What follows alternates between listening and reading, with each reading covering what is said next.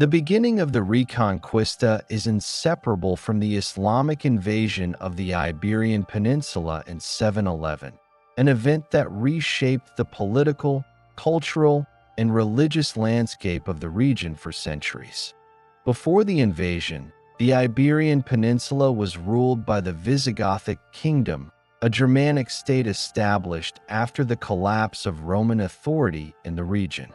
The Visigoths had been consolidating power since the 5th century, but by the early 8th century, the kingdom was politically fragmented and weakened by internal rivalries. Succession disputes, factionalism among the nobility, and regional tensions left the kingdom vulnerable. The final Visigothic king, Roderick, faced a challenge to his throne from rival claimants, most notably Aquila II, which undermined centralized control and created instability at the very moment a foreign power arrived at Iberia's southern shores. The Muslim forces entered Iberia from North Africa under the command of Tariq ibn Ziyad, a Berber general serving the Umayyad Caliphate based in Damascus. According to historical records, the Muslim army numbered between 7,000 and 12,000 troops, primarily Berbers with some Arab reinforcements. They landed at Gibraltar, which derives its name from Jabal Tariq, or Mount of Tariq, marking the start of the campaign. This invasion was not merely a raid but a planned military operation with the objective of conquest, capitalizing on the internal divisions of the Visigothic kingdom. Tariq's forces quickly moved inland and engaged the Visigothic army at the Battle of Guadalete, traditionally dated to July 19, 711. While estimates of troop numbers vary, it is generally agreed that the Visigothic forces were larger, but their cohesion was compromised by civil conflict. King Roderick was killed in battle, which created a power vacuum that accelerated the collapse of organized resistance. Following the decisive victory at Guadalete, Muslim forces advanced rapidly across the southern and central regions of Iberia. Within a few years, they had captured key cities including Toledo, Córdoba, and Seville, while the northern mountainous regions resisted occupation due to their difficult terrain and local leadership. By 718, only the northern provinces of Asturias, Cantabria, and parts of the Pyrenees remained under Christian control. These areas, sparsely populated and geographically challenging, became the initial centers of Christian resistance. The Muslim administration, however, was highly organized and efficient. Local rulers who submitted were often allowed to retain authority under tribute arrangements, while urban centers were transformed into administrative hubs governed according to Islamic law. Córdoba eventually emerged as a major political, cultural, and economic center, laying the groundwork for future urbanization and intellectual development in Al-Andalus. The speed and scale of the Muslim conquest were remarkable. In less than a decade, an army of several thousand had subdued a kingdom whose territory stretched over 500,000 square kilometers. The conquest also facilitated the introduction of new technologies, agricultural techniques, and trade networks from the broader Islamic world. Irrigation systems, crop diversification, and advanced architectural methods were gradually implemented, particularly in Andalusia. Muslim rule also brought administrative reforms that allowed a degree of autonomy for local communities while consolidating taxation and governance under the Emirate of Córdoba, established formally in 756 under Abd al-Rahman I, a survivor of the Umayyad dynasty's fall in Damascus. These developments created a dual reality: a culturally rich and administratively sophisticated Islamic territory in the south and center of the peninsula, and small, isolated Christian enclaves in the north, reliant on local leadership and defensive geography.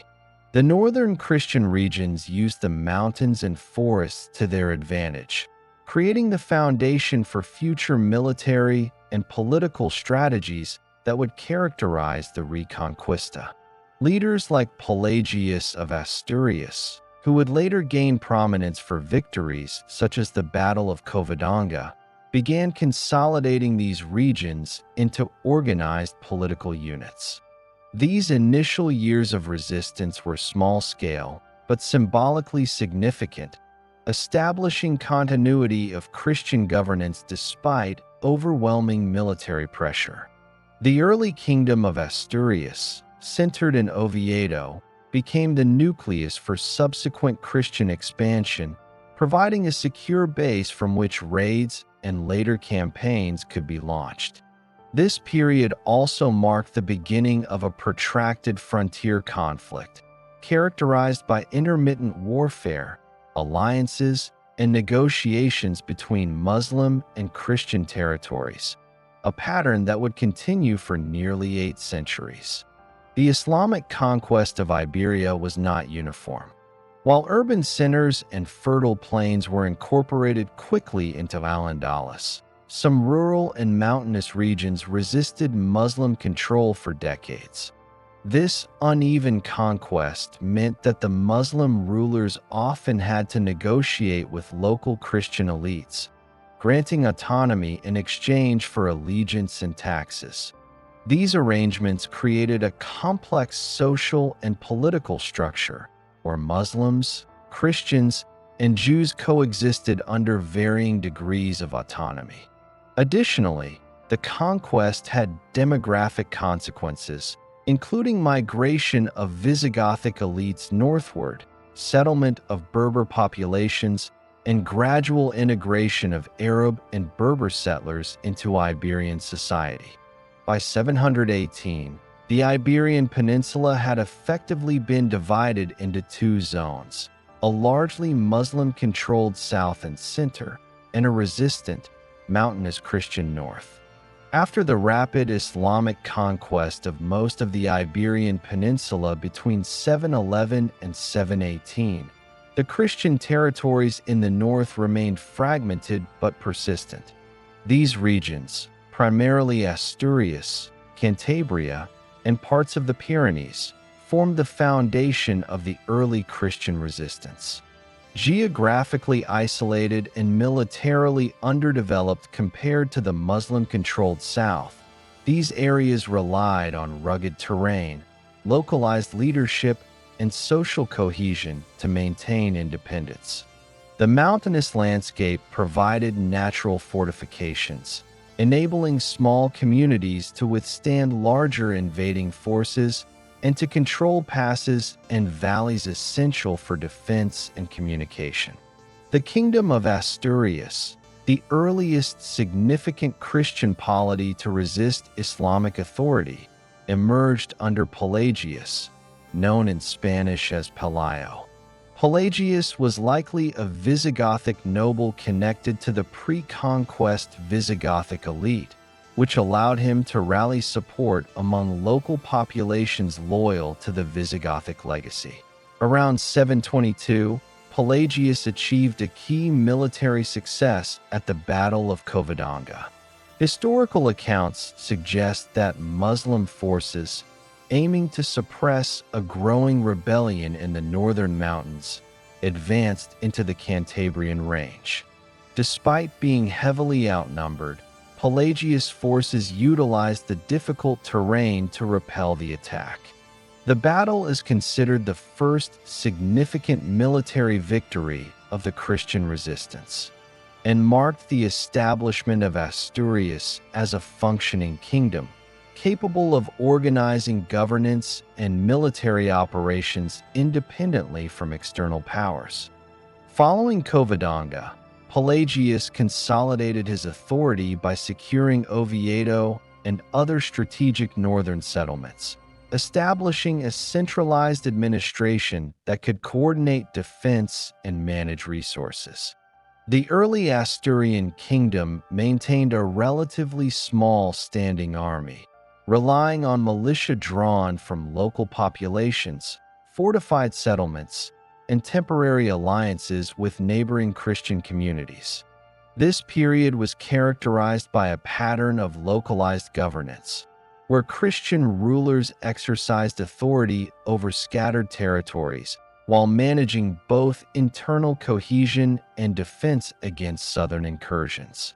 Between 722 and 850, the Christian kingdoms gradually expanded their influence northwards and eastwards.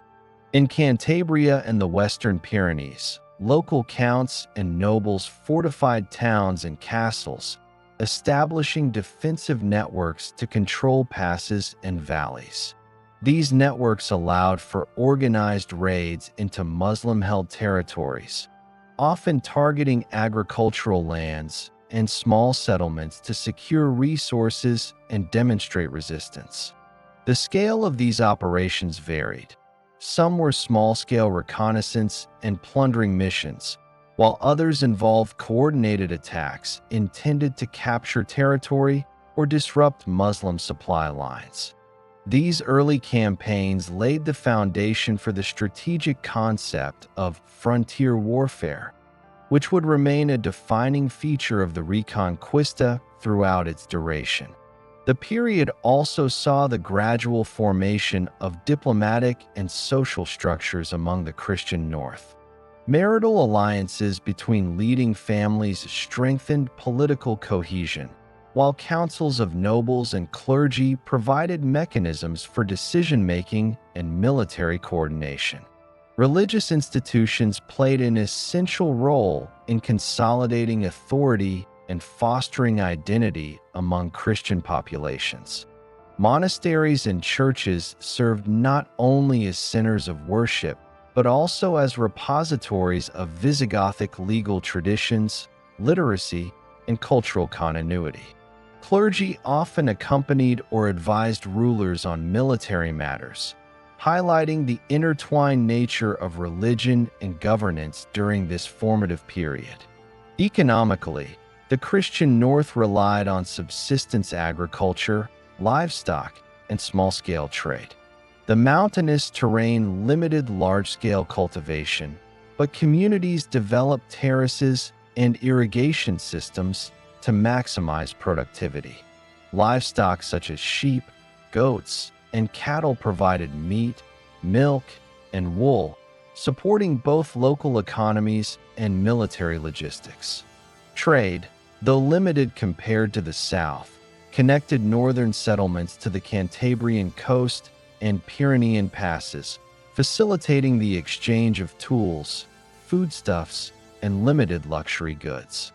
These economic networks were crucial in sustaining both civilian populations and military forces in a region where resources were less abundant than in the fertile Guadalquivir and Ebro valleys under Muslim control. The early Christian rulers of Asturias also developed systems of taxation and tribute to fund military operations and governance. While resources were modest, local levies on agricultural production, livestock, and trade provided the necessary material support for the kingdom's militia and fortifications. These administrative mechanisms reflected an inherited Visigothic framework adapted to the specific needs of a small, mountainous kingdom facing constant military pressure. Over time, the institutional structures of Asturias enabled the kingdom not only to survive, but also to expand its influence into neighboring regions, including parts of León and Galicia, setting the stage for future Christian consolidation. Military strategy during this period emphasized mobility, knowledge of terrain, and selective engagement. Christian forces rarely sought large-scale confrontations in open plains, where Muslim cavalry had a decisive advantage.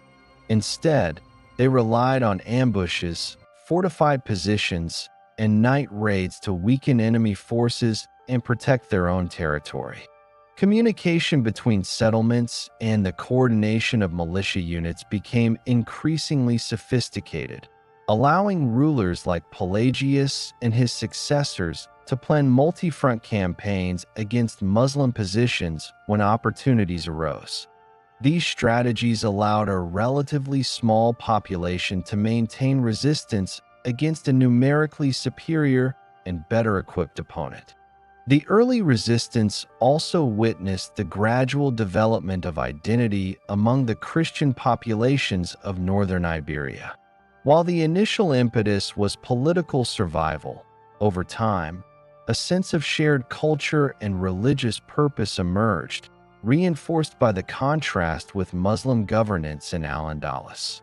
Christian communities maintained Visigothic legal codes and practices, used Latin liturgy, and preserved historical narratives emphasizing continuity with pre-conquest Iberian traditions.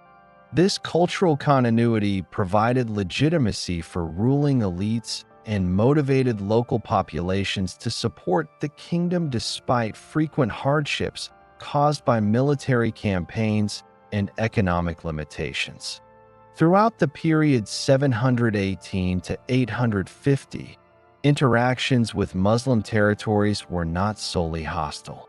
There were instances of trade, negotiation, and temporary alliances, particularly during periods when internal divisions weakened Muslim control in Al-Andalus.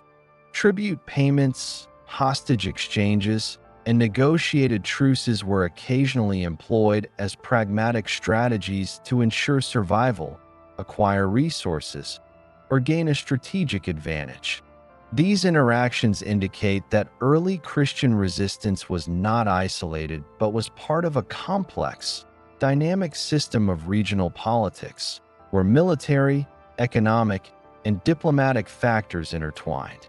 By 850, the Kingdom of Asturias had established a stable political structure capable of defending its territory and projecting influence into adjacent regions. The Christian north remained fragmented compared to the centralized and prosperous emirates of the south, but the foundations for long-term resistance had been firmly laid.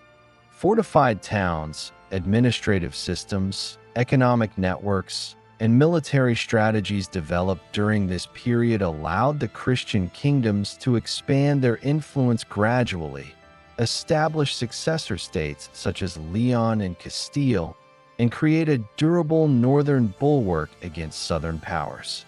The period from 718 to 850 thus represents the consolidation of early Christian resistance. A combination of military adaptation, political organization, cultural continuity, and strategic exploitation of terrain that would define the northern kingdoms throughout the Reconquista.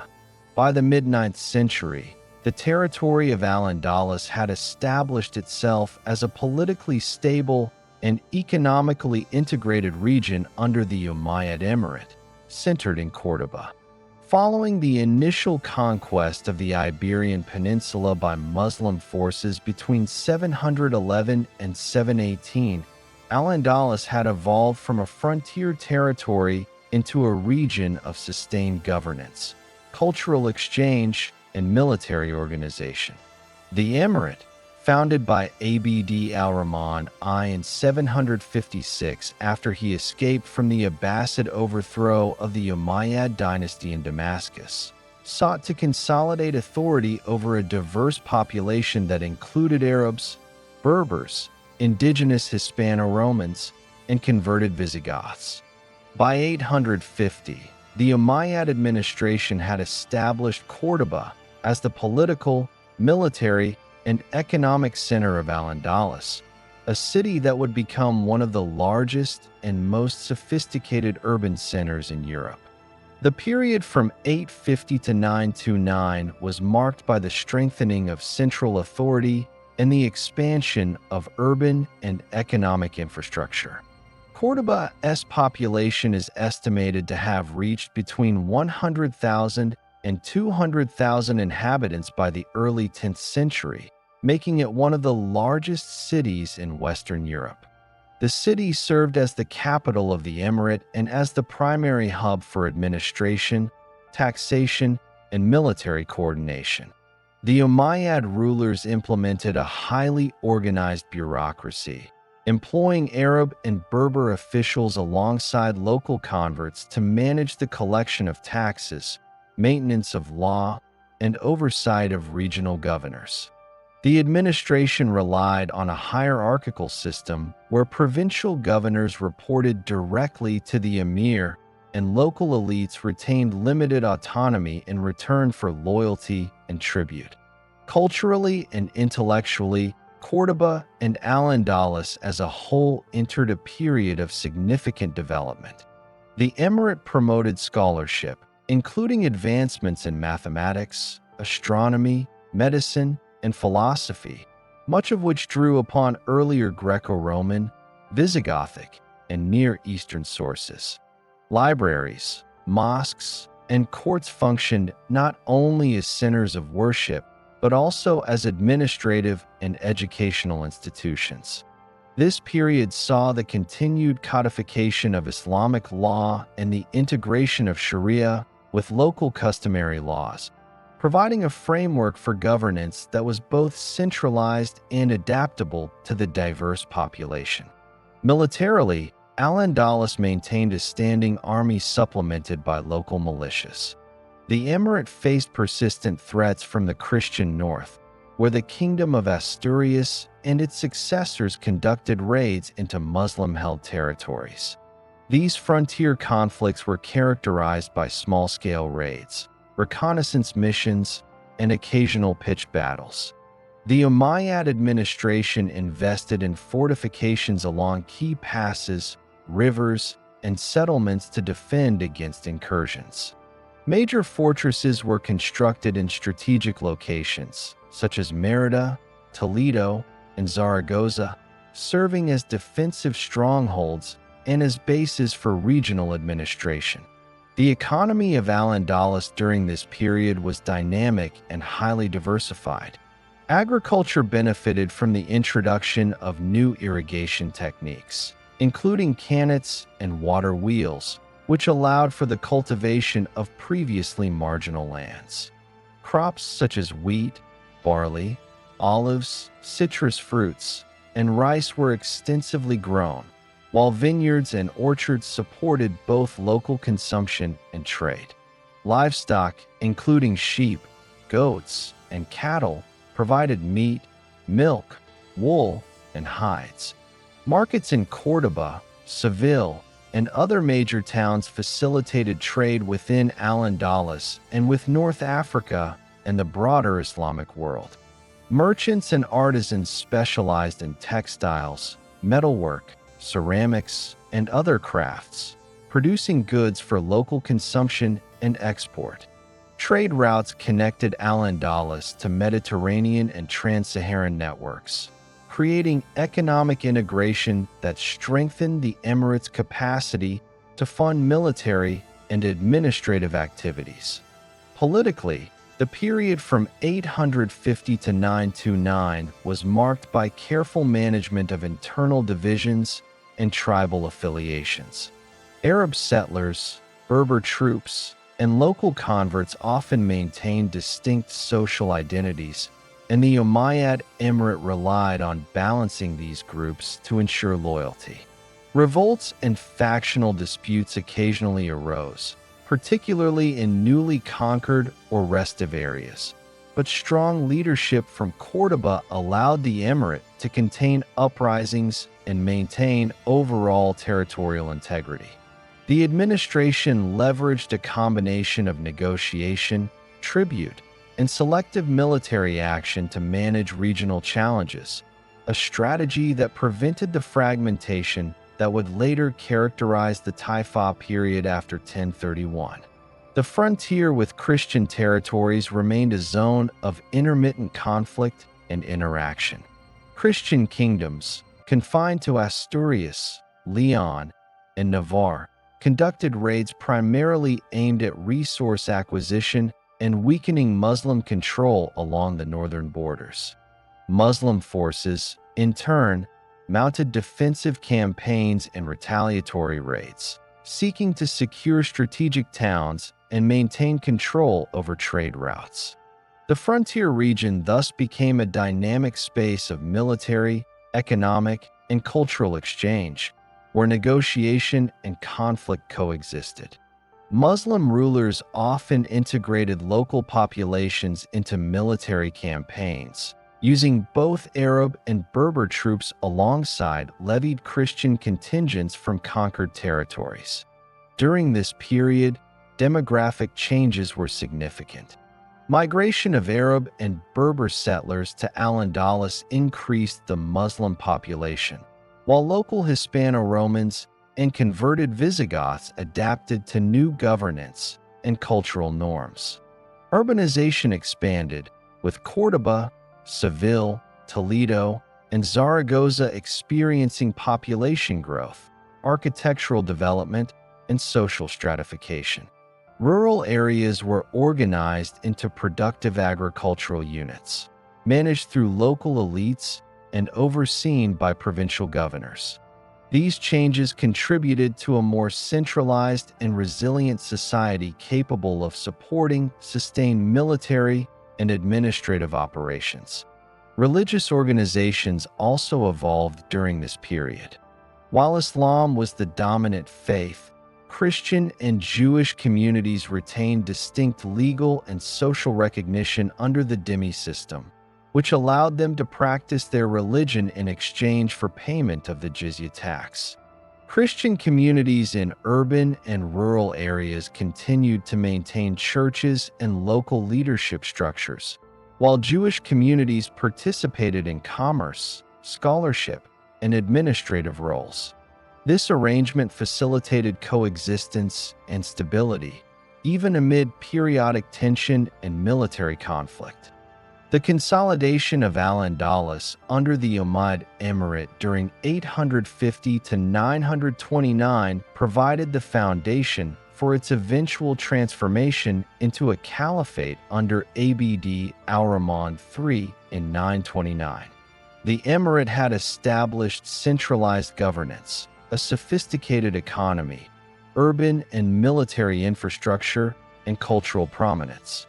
The Christian North remained a fragmented and relatively small collection of territories, limited by geography and population, but persistent in resisting Muslim authority.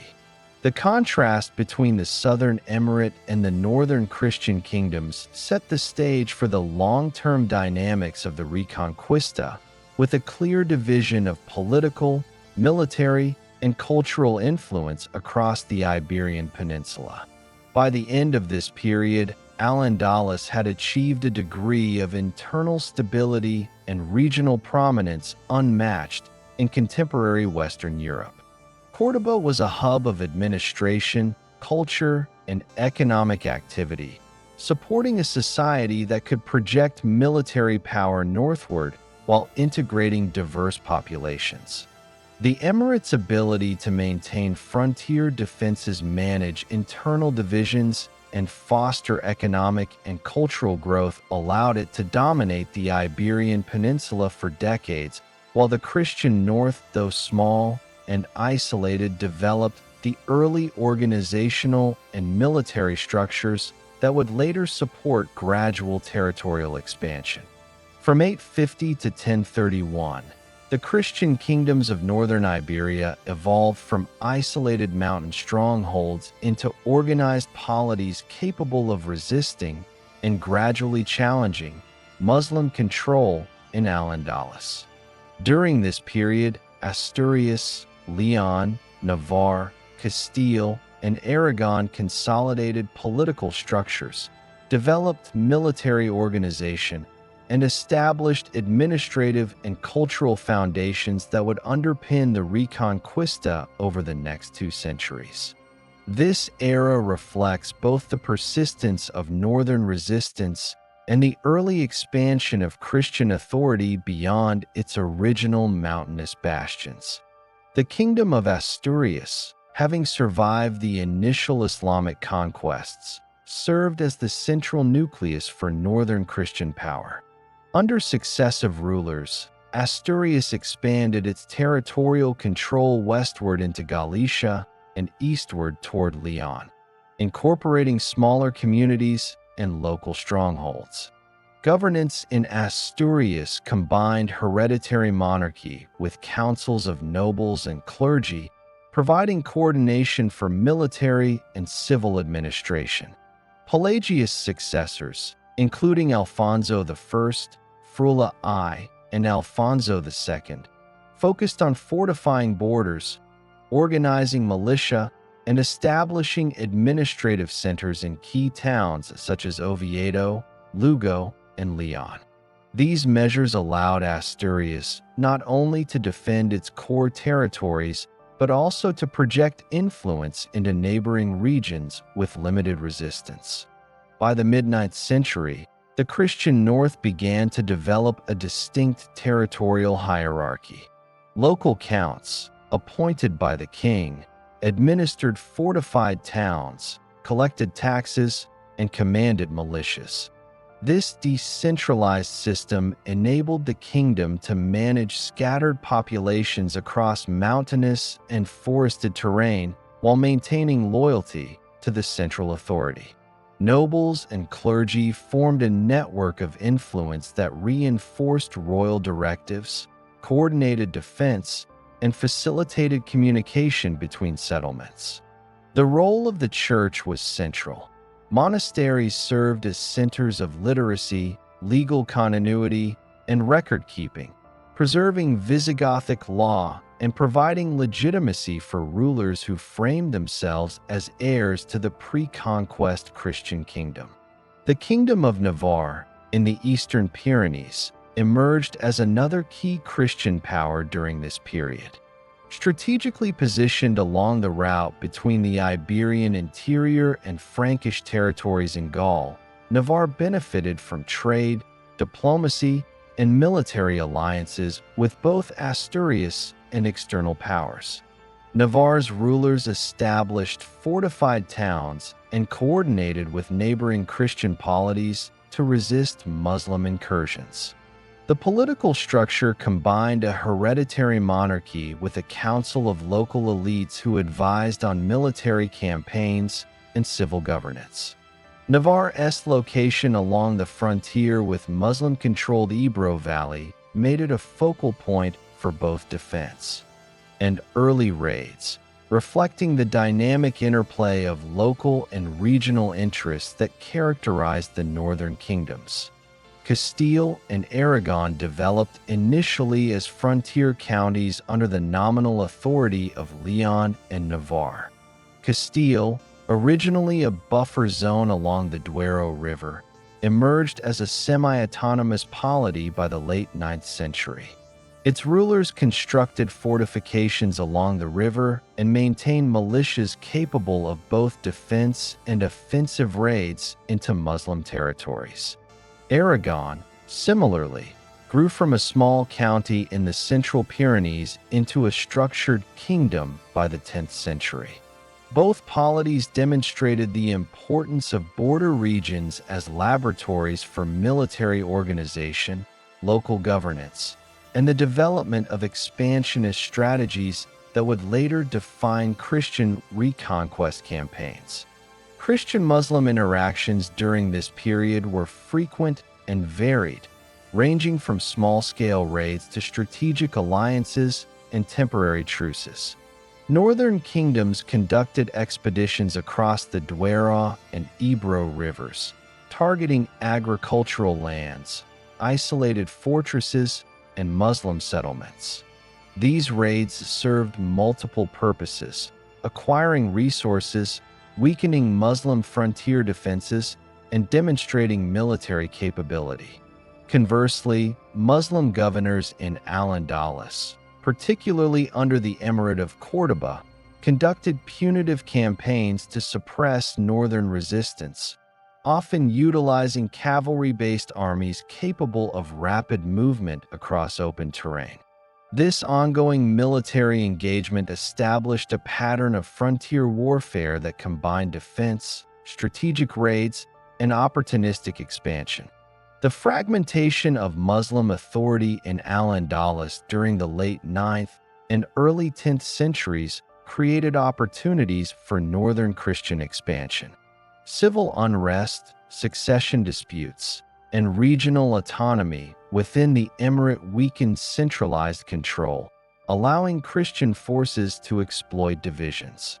Governors in frontier provinces occasionally negotiated with Christian leaders, offering tribute or temporary agreements to prevent attacks, while northern kingdoms used these opportunities to secure fortresses, establish settlements, and consolidate control over strategic locations. These developments demonstrated the adaptability of Christian rulers who combined military action with diplomacy and strategic settlement to expand influence gradually. The period also saw significant demographic, social, and economic development in the Christian North. Populations increased as families moved into newly secured territories, agricultural production expanded, and local economies diversified. Communities relied on a combination of cereal cultivation, livestock rearing, and forest resources to sustain themselves and support military efforts. Trade networks, although limited compared to southern Al-Andalus, facilitated the exchange of surplus agricultural produce, livestock, and artisanal goods. These economic foundations strengthened local resilience, providing resources for fortifications, militias, and administrative structures necessary for territorial expansion. Religious organization remained central to political cohesion. Bishops and monasteries not only preserved Christian liturgical and legal traditions, but also supported rulers by legitimizing authority, advising on governance, and contributing to military planning. Monasteries such as San Julian de Samos and Santa Maria de Ripoll became repositories of learning and record-keeping, enabling the continuity of law, culture, and administrative practices. Clerical networks also assisted in communication across dispersed territories, reinforcing the integration of northern polities and ensuring coordination in military and civil affairs. The early Christian kingdoms relied heavily on adaptive military strategies. Given the numerical and cavalry superiority of Muslim forces, northern armies emphasized fortified positions, knowledge of terrain, and selective engagement. Raids were timed for maximum effect, often during harvest periods when Muslim garrisons were less concentrated. Fortresses were located to control key passes, rivers, and settlements, allowing Christian forces to maintain lines of defense while projecting power into contested areas. These strategies enabled relatively small populations to survive against larger and better equipped adversaries, while gradually expanding territorial control. Between 900 and 1031, the Christian North experienced periods of consolidation and modest territorial expansion. Asturias transitioned into the Kingdom of León under Alfonso III, extending influence across western and central northern Iberia. León became a central authority coordinating frontier defense, taxation, and settlement. Castile increasingly asserted semi-independence, while Navarre and Aragon strengthened their internal governance and external alliances. Coordination among these polities, although limited, facilitated military campaigns and reinforced Christian resilience against southern forces. The northern kingdoms maintained a combination of defensive fortifications, local militias, and offensive raids as core strategies for survival and expansion. Throughout this period, the northern kingdoms developed systems for succession, administration, and territorial management. Hereditary monarchy provided continuity, while local counts and nobles administered towns and regions. Councils composed of clergy and military leaders advised kings on campaigns, governance, and diplomacy. Laws, often derived from Visigothic codes, were codified and adapted to local conditions, providing legal continuity and legitimacy. These institutional developments enabled northern kingdoms to maintain cohesion despite geographic fragmentation and ongoing military pressure from Al-Andalus. The era also saw early examples of cultural interaction and exchange. While primarily conflictual, contact between Christian and Muslim territories involved trade, negotiation, and the occasional exchange of prisoners or tribute. These interactions facilitated the transfer of agricultural knowledge, architectural techniques, and administrative practices.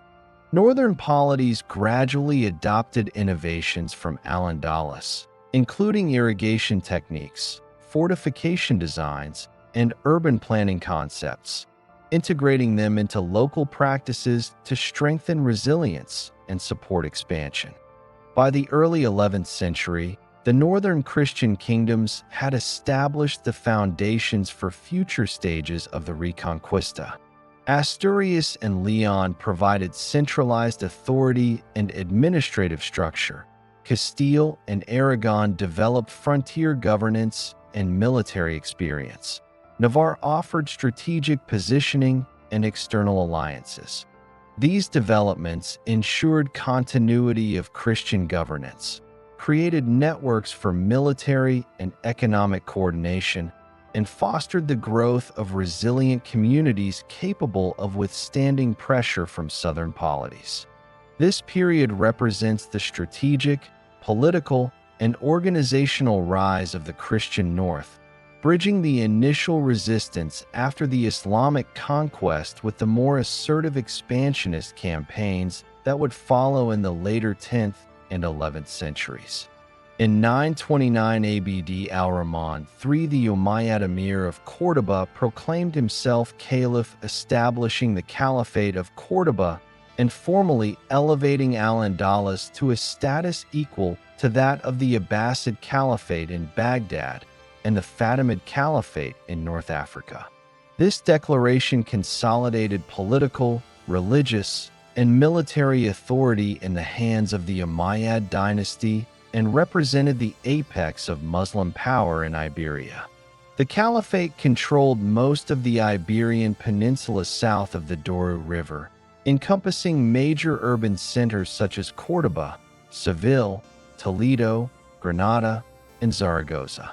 It oversaw a population of approximately 4 to 5 million, distributed among urban and rural areas, with a complex social hierarchy composed of Arabs, Berbers, Muwallads, local converts to Islam, Christians, and Jews. ABD Al-Rahman III inherited a region previously characterized by fragmentation and occasional unrest under the emirate. His consolidation relied on centralizing administrative structures, reforming taxation, and strengthening military command. Córdoba became the capital of the Caliphate and one of the most sophisticated cities in Europe, with an estimated population of 200,000 or more by the 10th century. It functioned as the political, economic, and intellectual hub, hosting scholars, administrators, merchants, and religious authorities. Urban planning included fortified walls, organized streets, markets, irrigation systems, and advanced infrastructure that supported the Caliphate's administrative efficiency, commercial networks, and military logistics. The Caliphate maintained a structured military organization, combining professional troops with levies drawn from Arab, Berber, and Muwallad populations. Cavalry units, particularly those composed of Berber horsemen, formed the backbone of military campaigns, while infantry and auxiliary forces managed garrisons, fortifications, and border defense. The Caliphate faced ongoing challenges along its northern frontier with Christian kingdoms. While Abd al-Rahman III successfully subdued minor rebellions and repelled incursions from León, Castile, Navarre, and Aragon, he also engaged in offensive campaigns to secure buffer zones, fortify key settlements, and maintain control over trade and agricultural resources in contested areas. These operations required coordination across a complex territorial network, demonstrating the Caliphate's administrative sophistication and capacity to mobilize military and logistical resources across the peninsula. Economically, the Caliphate oversaw an extensive and highly organized system.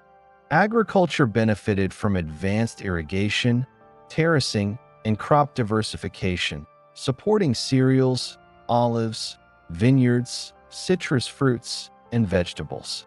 Livestock, including sheep, goats, and cattle, supplemented the food supply and provided wool, hides, and dairy products. Trade networks connected Al-Andalus internally, linking rural production centers to urban markets, and externally, reaching North Africa, the Mediterranean, and beyond. Artisanal production in textiles, ceramics, metalwork, and glass flourished, supported by both skilled local populations and immigrants from North Africa and the Middle East. Córdoba, Seville, and Toledo were central nodes in these networks, facilitating economic integration that strengthened the Caliphate's capacity to sustain both civil administration and military campaigns. Cultural and intellectual achievements during this period were significant. The Caliphate supported scholarship in medicine, astronomy, mathematics, philosophy, and jurisprudence. Libraries, madrasas, and courts served as centers of learning and administration, while Córdoba's prominence attracted scholars from across the Islamic world. Translation and preservation of classical Greco-Roman texts contributed to intellectual continuity and exchange with other regions of Europe. Religious institutions maintained Sunni orthodoxy while accommodating the legal and social frameworks of non-Muslim populations. Christians and Jews were recognized as dhimmi, allowed to practice their religions under regulated autonomy in exchange for the jizya tax. These arrangements enabled coexistence, though social hierarchies and restrictions reinforced the Caliphate's Muslim dominance. The decline of the Caliphate of Córdoba began gradually following Abd al-Rahman III's death in 961. His successors, including Al-Hakam II and Hisham II, faced increasing internal challenges. The Caliphate's administration had relied heavily on centralized authority and personal leadership. Subsequent rulers were less assertive, and bureaucratic structures, while sophisticated, could not fully compensate for weak political direction. Factionalism emerged among Arab and Berber elites, while muwallads and local governors asserted greater autonomy. Military factions, previously united under the caliph, became increasingly independent, conducting campaigns and negotiating alliances without central approval. Religious authorities also engaged in political influence, adding to the complexity of governance. Civil unrest intensified during the late 10th and early 11th centuries. Rebellions arose in major cities, including Toledo, Zaragoza, and Seville, often prompted by local elites seeking to expand authority or challenge caliphal mandates. Economic pressures, including taxation and competition for resources, contributed to social tension. The central administration struggled to maintain control over distant provinces, particularly along the northern frontier, where Christian kingdoms continued to expand their influence. Periodic alliances between rebellious Muslim factions and Christian forces further eroded caliphal authority, creating vulnerabilities in border defense and territorial cohesion. By the early 11th century, the Caliphate faced irreconcilable internal divisions. The death of Hisham II in 1009 triggered a succession crisis that escalated into the Fitna of Al-Andalus, a decade-long civil war characterized by shifting alliances among Arab, Berber, Muwallad, and local elites. Major urban centers experienced multiple changes in control, and military leaders competed to assert authority over fragmented territories. This period of instability weakened the Caliphate's capacity to respond to external threats, leaving northern Christian kingdoms with opportunities for territorial expansion, particularly along the Duero and Ebro rivers. By 1031, the Caliphate of Córdoba formally dissolved, resulting in the fragmentation of Al-Andalus into multiple independent Taifa kingdoms. Each Taifa was ruled by a local emir or strongman, often a former governor or military leader, with limited territory and military capacity. The dissolution of centralized authority drastically altered the political landscape. While these taifas maintained cultural and economic continuity, their vulnerability allowed northern Christian kingdoms to exploit divisions and expand southward over the subsequent decades. The collapse of the Caliphate thus marked a critical transition from centralized Islamic authority to a mosaic of competing states, fundamentally reshaping the dynamics of the Reconquista. During the Caliphate's existence, Córdoba and other urban centers also developed architectural and infrastructural achievements that reflected both political power and cultural sophistication. Fortifications, palaces, mosques, bridges, and irrigation systems exemplified the integration of urban planning, military engineering, and economic management. Religious, administrative, and commercial buildings created urban hierarchies, facilitating governance, trade, and population control. These developments strengthened the Caliphate's resilience during Abd al-Rahman III's reign, but became more difficult to maintain as internal divisions intensified. The social structure of Al-Andalus during the Caliphate was complex. Arabs and Berbers occupied dominant positions in administration, the military, and urban elites. Muwallads, often descendants of local Hispano-Roman populations converted to Islam, held intermediate status, serving as soldiers, administrators, and landholders. Christians and Jews, while subject to dhimmi regulations, participated in commerce, scholarship, and some levels of local governance.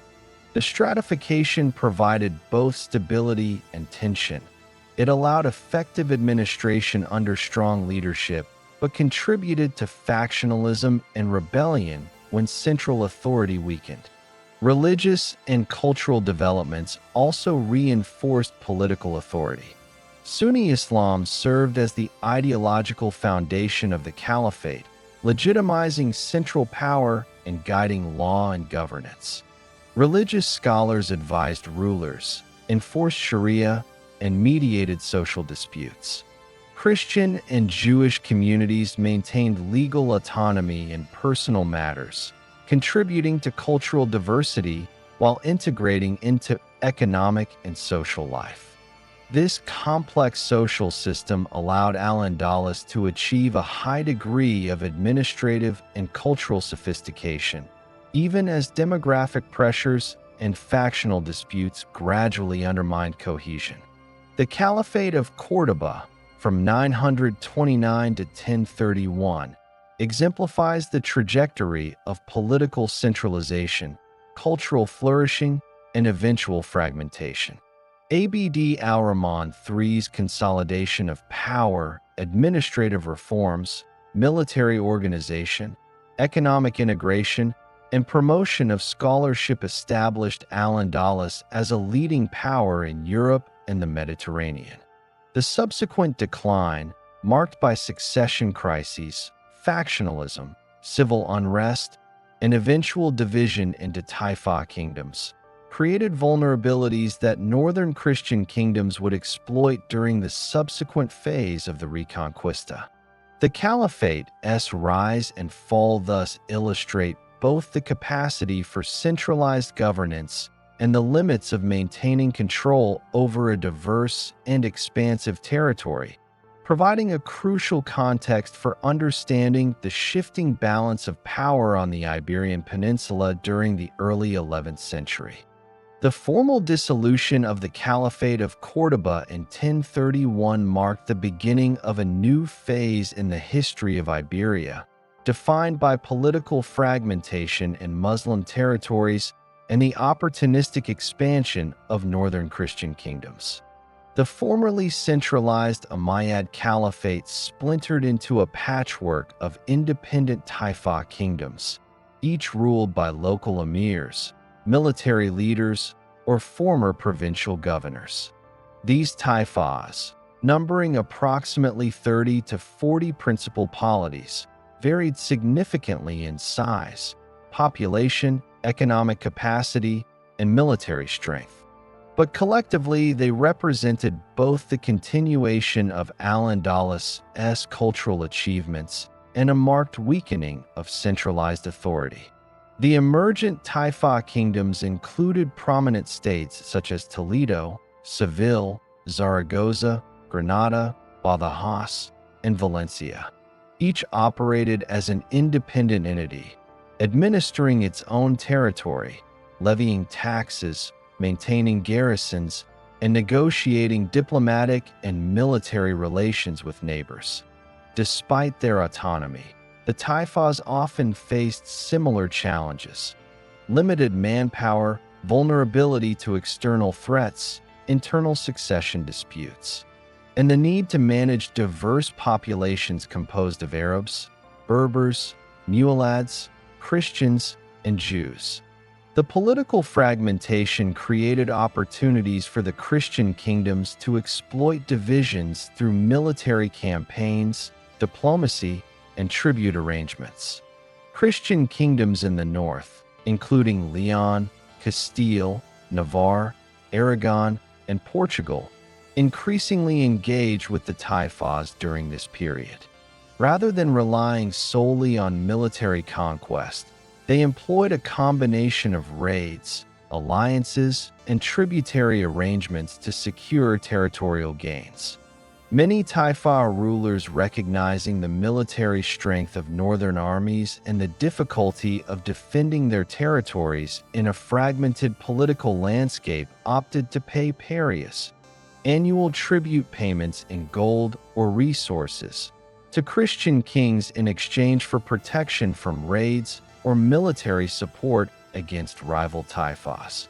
The payment of parias not only provided substantial economic resources to the Christian north, but also legitimized their military presence and influence south of the Duero and Ebro rivers. Military campaigns during this period were characterized by intermittent raids, sieges, and defensive operations. Northern Christian forces, typically smaller in number than the combined potential strength of a unified Al-Andalus, leveraged strategic fortifications, knowledge of terrain, and local militias to conduct targeted offensives. Key objectives included controlling river crossings, fortifying frontier towns, and capturing isolated settlements. Campaigns were often seasonal, timed to coincide with periods when Muslim forces were engaged elsewhere or when supply lines could be disrupted.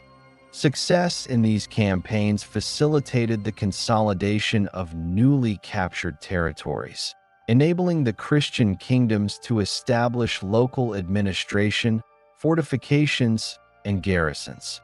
The Taifa period also witnessed extensive diplomatic activity.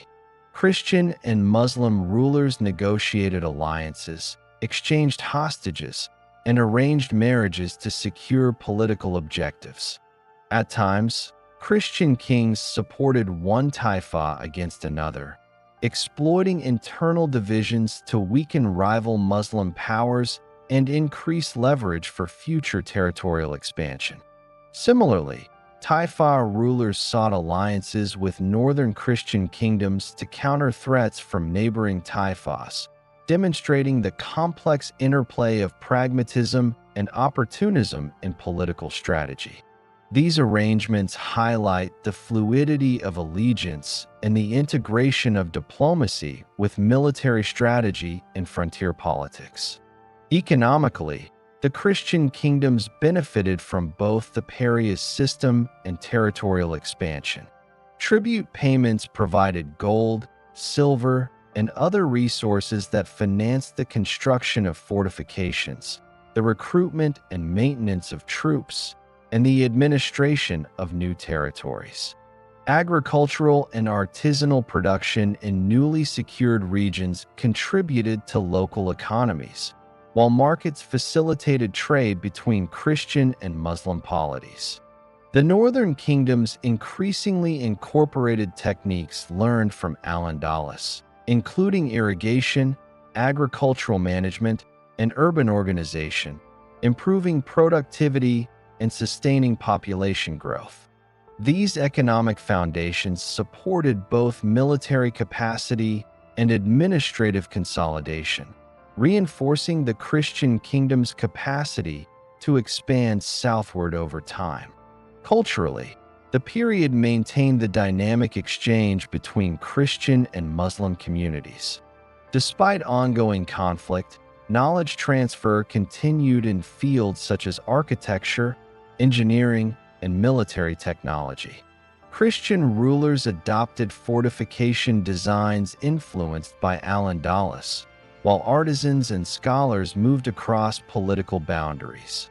Urban centers in the Taifas retained the architectural and cultural sophistication of the Caliphal period, with mosques, palaces, and markets reflecting continuity in administration, commerce, and daily life. Christian kingdoms, although less urbanized and economically developed than the southern Taifas, began incorporating aspects of southern infrastructure and administrative practice into frontier settlements. Demographically, both the Taifas and northern Christian kingdoms experienced population shifts. Muslim elites, including Arabs and Berbers, consolidated control in urban centers, while muwallads and local converts maintained rural and frontier populations. Christian expansion into southern territories brought northern settlers into contested areas, often supported by military garrisons. These settlers cultivated land, constructed fortifications, and reinforced administrative control. Population movements, alongside economic and military organization, allowed Christian kingdoms to solidify gains and establish a more permanent territorial presence south of the Duero and Ebro rivers. Internal dynamics within the Taifas contributed to Christian expansion. Many Taifas were ruled by dynasties of Arab, Berber, or Slavic origin, but succession disputes frequently destabilized regimes. Rival claimants, ambitious governors, and rebellious local elites often engaged in short-term power struggles, leaving territories vulnerable to external intervention. Christian kingdoms capitalized on this instability, launching raids or supporting one claimant against another to secure tribute or territory. The political fragility of the Taifas contrasted sharply with the increasing institutional coherence of the Christian North, which relied on hereditary monarchy councils of nobles and clergy and administrative structures capable of maintaining continuity even in the face of external threats. Religious administration also played a role in consolidating Christian influence. The northern kingdoms maintained a network of bishops, monasteries, and parish structures that supported governance, education, and legal continuity. Religious institutions provided social cohesion, reinforced loyalty to rulers, and legitimized military campaigns. In newly conquered or tributary territories, Christian rulers often encouraged settlement by northern populations and the establishment of ecclesiastical institutions, gradually integrating these regions into the Christian polity. Similarly, Muslim communities under Christian influence continued to practice their faith under regulated conditions, maintaining cultural and economic activity while remaining subject to political authority. By 1080, the interaction between the Christian kingdoms and the fragmented Taifas had created a durable pattern of territorial expansion.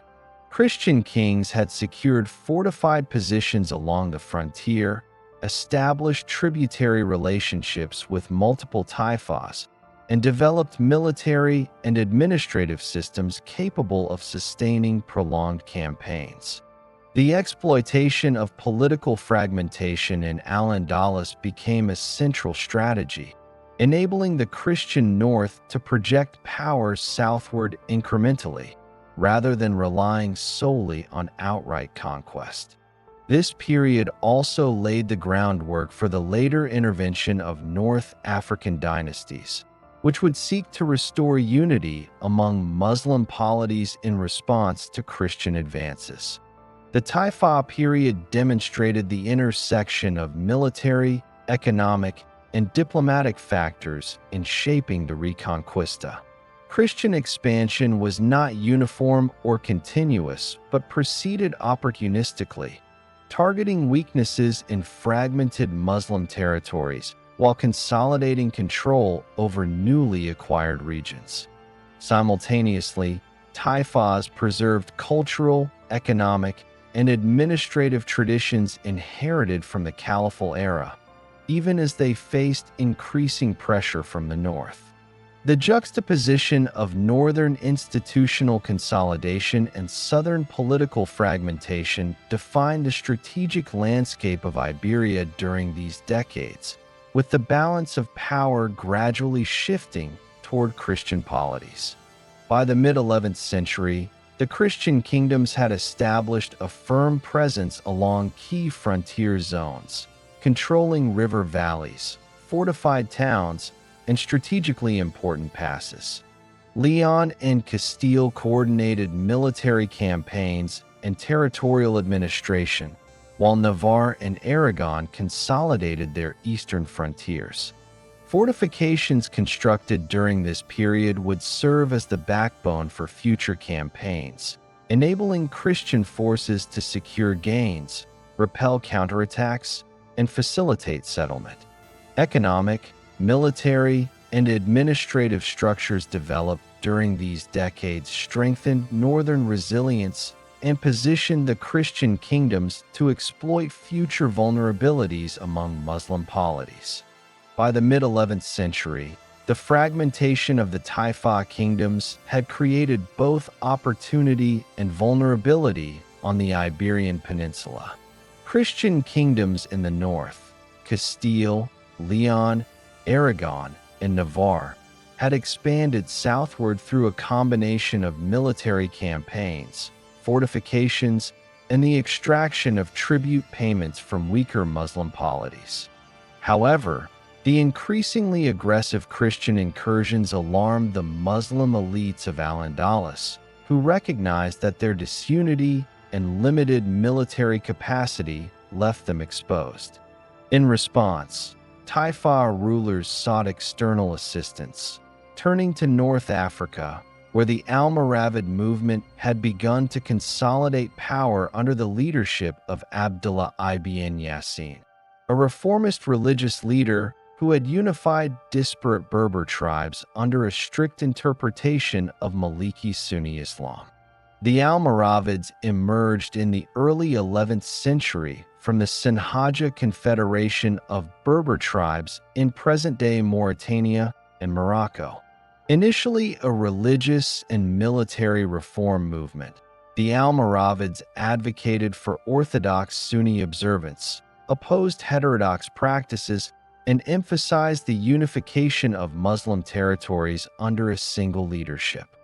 By the 1080s, the Almoravids had established a centralized and disciplined military structure capable of projecting power across North Africa and, subsequently, into the Iberian Peninsula. Their intervention in Al-Andalus was prompted by repeated appeals from Taifa rulers, particularly those of Seville and Granada, who faced significant losses from Christian raids and required reinforcements to preserve territorial integrity. In 1086, the Almoravids crossed the Strait of Gibraltar, bringing with them a professional army of approximately 15,000 to 20,000 troops, composed largely of Berber cavalry, infantry, and auxiliary forces. They established coordination with local Muslim rulers, integrating Taifa forces into a unified command structure under the leadership of Yusuf ibn Tashfin, the effective military and political head of the Almoravid forces. The arrival of the Almoravids transformed the strategic landscape. Christian raids, previously conducted with minimal resistance, now faced a well-organized and mobile army capable of both defensive and offensive operations. The first major confrontation between the Almoravids and Christian forces occurred at the Battle of Sagrajas, also known as the Battle of Zalaca, on October 23, 1086. Alfonso VI of León and Castile, who had previously achieved substantial gains in the Taifas, including the capture of Toledo in 1085, led an army estimated at 15,000 to 20,000 men. This force combined professional soldiers, mounted knights, infantry levies, and mercenary contingents, reflecting the increasing militarization and institutionalization of Christian warfare. Alfonso's objective was to secure territorial dominance in the southern regions and prevent the consolidation of Muslim power that could threaten northern holdings. The Almoravid army, reinforced by Taifa contingents and disciplined Berber cavalry, employed a combination of mobility, strategic positioning, and coordinated attacks to confront Alfonso's forces. The battle was fought near the Sagrajas River in the present-day province of Badajoz. Contemporary accounts suggest that the Almoravids utilized a defensive strategy initially, positioning forces to protect key flanks while launching coordinated cavalry charges to disrupt Christian formations. The engagement was characterized by sustained combat, with both sides demonstrating tactical proficiency, heavy use of cavalry, and reliance on infantry for defensive and support roles. The outcome of the Battle of Sagrajas decisively favored the Almoravids. Alfonso VI's army suffered significant casualties, estimated at several thousand, and was forced to retreat northward. The victory effectively halted Christian expansion in the south for a period, demonstrating the military capability of the Almoravids and the vulnerability of the fragmented Taifas without centralized support. Following the battle, Yusuf ibn Tashfin consolidated Almoravid authority over multiple Taifa kingdoms, establishing military garrisons in strategic cities such as Seville, Granada, and Badajoz. The Almoravids imposed stricter governance, aligning the legal and religious frameworks of the Taifas with Maliki Sunni orthodoxy and integrating the Iberian territories into their North African-centered administration. The Almoravid intervention also had profound implications for social, religious, and administrative structures in Al-Andalus. The movement emphasized religious orthodoxy, enforcing Maliki jurisprudence and limiting heterodox practices that had proliferated during the Taifa period. Judges, religious scholars, and administrators were appointed to ensure compliance with Almoravid interpretations of Islamic law. While this strengthened central authority, it also created tension with local elites and populations accustomed to the relative autonomy of the Taifa period. Resistance occurred sporadically in urban centers such as Zaragoza and Valencia, but Almoravid military superiority and centralized administration allowed them to maintain control. Economically, the Almoravids sought to stabilize and enhance the fiscal and agricultural systems of Al-Andalus. Taxation was standardized, irrigation networks were repaired and expanded, and trade routes were secured to ensure the movement of goods and revenue.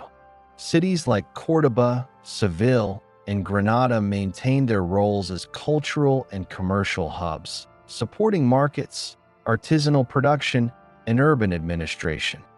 While the imposition of stricter orthodoxy sometimes disrupted local practices, the integration of the Taifas into the Almoravid system strengthened resource extraction, logistical organization, and the ability to sustain prolonged military campaigns against the northern Christian kingdoms. In parallel, the Christian kingdoms responded to the Almoravid intervention with both military adaptation and diplomatic maneuvering. Castile and León, while temporarily halted by the defeat at Sagradas, retained control of key northern fortresses and river valleys. Alfonso VI and his successors sought alliances with other Christian polities, fortified strategic towns, and rebuilt armies to counter Almoravid pressure. Similarly, the Kingdom of Aragon coordinated defensive measures along the eastern frontier, constructing fortifications in the Pyrenees and establishing garrisons to monitor Almoravid movements. These adaptations demonstrated the resilience and strategic evolution of the Christian North in response to a more capable southern opponent. Between 1086 and 1147, the Almoravid presence in Iberia stabilized southern Muslim territories, slowed the pace of Christian expansion, and reasserted centralized authority over previously autonomous taifas. Almoravid governors were appointed in key cities to oversee military, fiscal, and judicial matters, ensuring cohesion and coordination across the region. These administrative measures facilitated the rapid mobilization of troops, efficient tax collection, and the maintenance of frontier defenses. However, internal tensions, including resistance from local elites and conflicts between Berber and Arab factions, persisted throughout their rule, indicating that the Almoravids' control was effective but continuously contested. The Almoravids also influenced cultural and intellectual life in Iberia. Urban centers maintained markets, mosques, and educational institutions, while religious orthodoxy was emphasized in both legal and civic life. Scholars, artisans, and merchants continued to operate, although the imposition of stricter Maliki interpretation affected certain local practices. Córdoba remained a prominent center of learning, trade, and administration, but Almoravid policies reflected the prioritization of religious and military consolidation over the relative cultural openness of the Taifa period. By the mid-12th century, however, the Almoravids' strict governance, combined with internal political and military pressures in North Africa, began to weaken their capacity to sustain control in Iberia. Rebellions and discontent among local populations, coupled with succession disputes and challenges from emerging North African movements such as the Almohads, created vulnerabilities that northern Christian kingdoms could later exploit. Nevertheless, during the period from 1086 to 1147, the Almoravid intervention decisively altered the trajectory of the Reconquista. demonstrating the potential for coordinated Muslim military and administrative power to counteract the expanding Christian polities of the north. By the mid-12th century, the Almoravid dynasty, which had intervened in Al-Andalus to stabilize the fragmented Taifa kingdoms, faced significant internal challenges. North Africa was witnessing the rise of a reformist movement, the Almohads, originating in the Atlas Mountains under the leadership of Ibn Tumurt. The Almohads, like the Almoravids, emphasized strict adherence to Sunni Islam, but they advocated an even more rigorous religious doctrine, condemning perceived corruption and laxity in both the Almoravid administration and Iberian Muslim polities. By 1147, the Almohads had effectively overthrown the Almoravid regime in North Africa and began extending their authority into Al-Andalus, initiating a period of reconsolidation in Muslim-controlled southern Iberia. The Almohad intervention in Al-Andalus coincided with an increasingly organized and expansionist Christian north. Castile, León, Aragon, Navarre, and Portugal had consolidated their administrative and military structures over the previous century. They benefited from fortified towns, professional militias, and experience gained through frontier warfare. The Christian kingdoms also leveraged internal divisions within Muslim territories, systematically conducting campaigns to expand southward while extracting tribute where direct conquest was not yet feasible. The emergence of the Almohads temporarily reversed this trajectory, presenting a more disciplined and centralized Muslim authority capable of contesting Christian advances. The Almohads, led by Abd al-Mumin following Ibn Tumurt's death, implemented a strict centralized administration across Al-Andalus. Military garrisons were reinforced in key urban centers such as Seville, Córdoba, Granada, and Valencia, while frontier fortresses were strengthened along the Ebro and Guadalquivir rivers. The Almohad army, estimated at 30,000 to 40,000 troops, combined cavalry, infantry, and auxiliary units drawn from North African Berber populations and local Andalusian recruits. Their military organization emphasized mobility, coordinated cavalry charges, and disciplined formations, reflecting lessons learned from both Almoravid campaigns and North African tribal warfare. The Almohads also imposed Maliki Sunni orthodoxy with greater rigor than their predecessors, aligning legal, religious, and political authority under a unified command. The period between 1147 and 1212 was characterized by alternating cycles of military offensives, territorial consolidation, and defensive posturing. The Almohads conducted campaigns to suppress residual Taifa autonomy, asserting control over urban centers and rural territories. They reinforced administrative structures to facilitate taxation, law enforcement, and logistical support for military operations. Cities like Seville and Córdoba served as hubs for coordination, hosting garrisons, courts, religious scholars, and supply depots. These measures strengthened Almohad authority and temporarily stabilized Muslim southern Iberia, reversing the gains achieved by the northern Christian kingdoms during the Taifa period. Despite Almohad consolidation, Christian polities continued to advance strategically along frontier regions.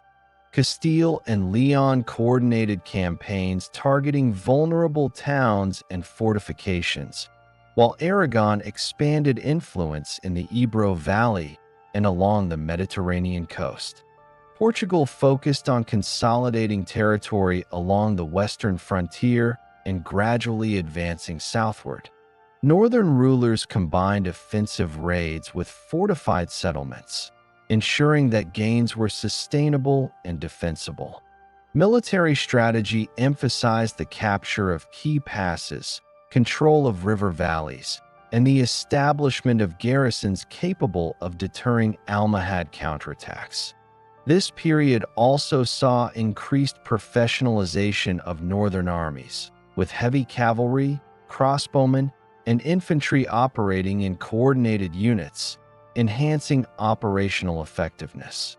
Diplomacy remained an essential component of the frontier dynamic. Christian kings negotiated temporary truces, arranged marriages, and secured alliances with Muslim rulers when advantageous. The Almohads, aware of the strength and organization of northern forces, occasionally sought to negotiate settlements or focus military campaigns on the most strategic threats. These interactions demonstrate the pragmatic application of political strategy alongside military operations, reflecting the sophistication of both Christian and Muslim leadership in the late 12th and early 13th centuries. The decisive turning point in this period occurred at the Battle of Las Navas de Tolosa in 1212, which marked the first large-scale coordinated campaign by multiple Christian kingdoms against a major Almohad force. Before the battle, northern kingdoms had undertaken a series of offensives to secure critical footholds along the southern frontier, including fortifications in the Sierra Morena and expansion into key towns such as Baeza and Jaén. These advances, combined with strategic intelligence, logistics, and regional alliances, enabled a coalition of Christian forces to confront the Almohad army effectively. The coalition was composed of troops from Castile, León, Aragon, Navarre, and Portugal, with Alfonso VIII of Castile taking primary command. Estimates suggest that the Christian force numbered between 12,000 and 20,000 men, including heavily armored knights, infantry levies, and auxiliary contingents. The Almohad army, led by Caliph Muhammad al-Nasir, fielded a significantly larger force, potentially exceeding 20,000 soldiers, including Berber cavalry, infantry, and auxiliary units drawn from southern Iberia. The battle took place near the Sierra Morena, a strategic mountain range controlling access to the Guadalquivir Valley and interior Andalusia. Christian forces employed coordinated tactics to exploit terrain and divide Almohad forces. Heavy cavalry charged in structured formations, supported by infantry advances, while smaller units targeted flanks and supply lines. The Almohads, despite superior numbers, faced logistical challenges and difficulties maintaining cohesion across a diverse army composed of North African and Iberian contingents. The battle culminated in a decisive Christian victory, with Caliph Muhammad al-Nasir retreating and sustaining substantial casualties. Estimates suggest thousands of Almohad troops were killed or dispersed, and the defeat effectively broke Almohad control over southern frontier regions. Following Las Navas de Tolosa, Christian kingdoms rapidly consolidated territorial gains. Key towns and fortresses previously under Almohad control were captured or brought under Christian influence, including Baeza, Ubeda, and other strategic locations in Andalusia. This victory allowed northern polities to expand further into the Guadalquivir Valley, facilitating future campaigns targeting Córdoba, Seville, and Granada. The battle also demonstrated the effectiveness of coordinated multinational military coalitions, professionalized armies, and strategic planning, highlighting the evolving capabilities of Christian kingdoms by the early 13th century. The Almohad defeat initiated a period of decline in Muslim Iberia, characterized by internal dissent, local uprisings, and fragmentation reminiscent of the earlier Taifa period. Cities such as Valencia, Murcia and Granada began asserting greater autonomy, while Almohad central authority weakened due to competing claims, rebellions, and challenges from emerging local dynasties. The loss at Las Navas de Tolosa shifted the balance of power decisively toward Christian kingdoms, creating conditions for sustained territorial expansion over the next century. Economic and social consequences followed the military shift. Christian control over southern towns facilitated agricultural expansion, trade, and settlement. Northern populations, often encouraged by royal incentives, migrated into newly secured areas, establishing fortified towns, agricultural estates, and administrative centers. Muslim populations, while remaining in many regions, were increasingly subjected to Christian authority, taxation, and oversight.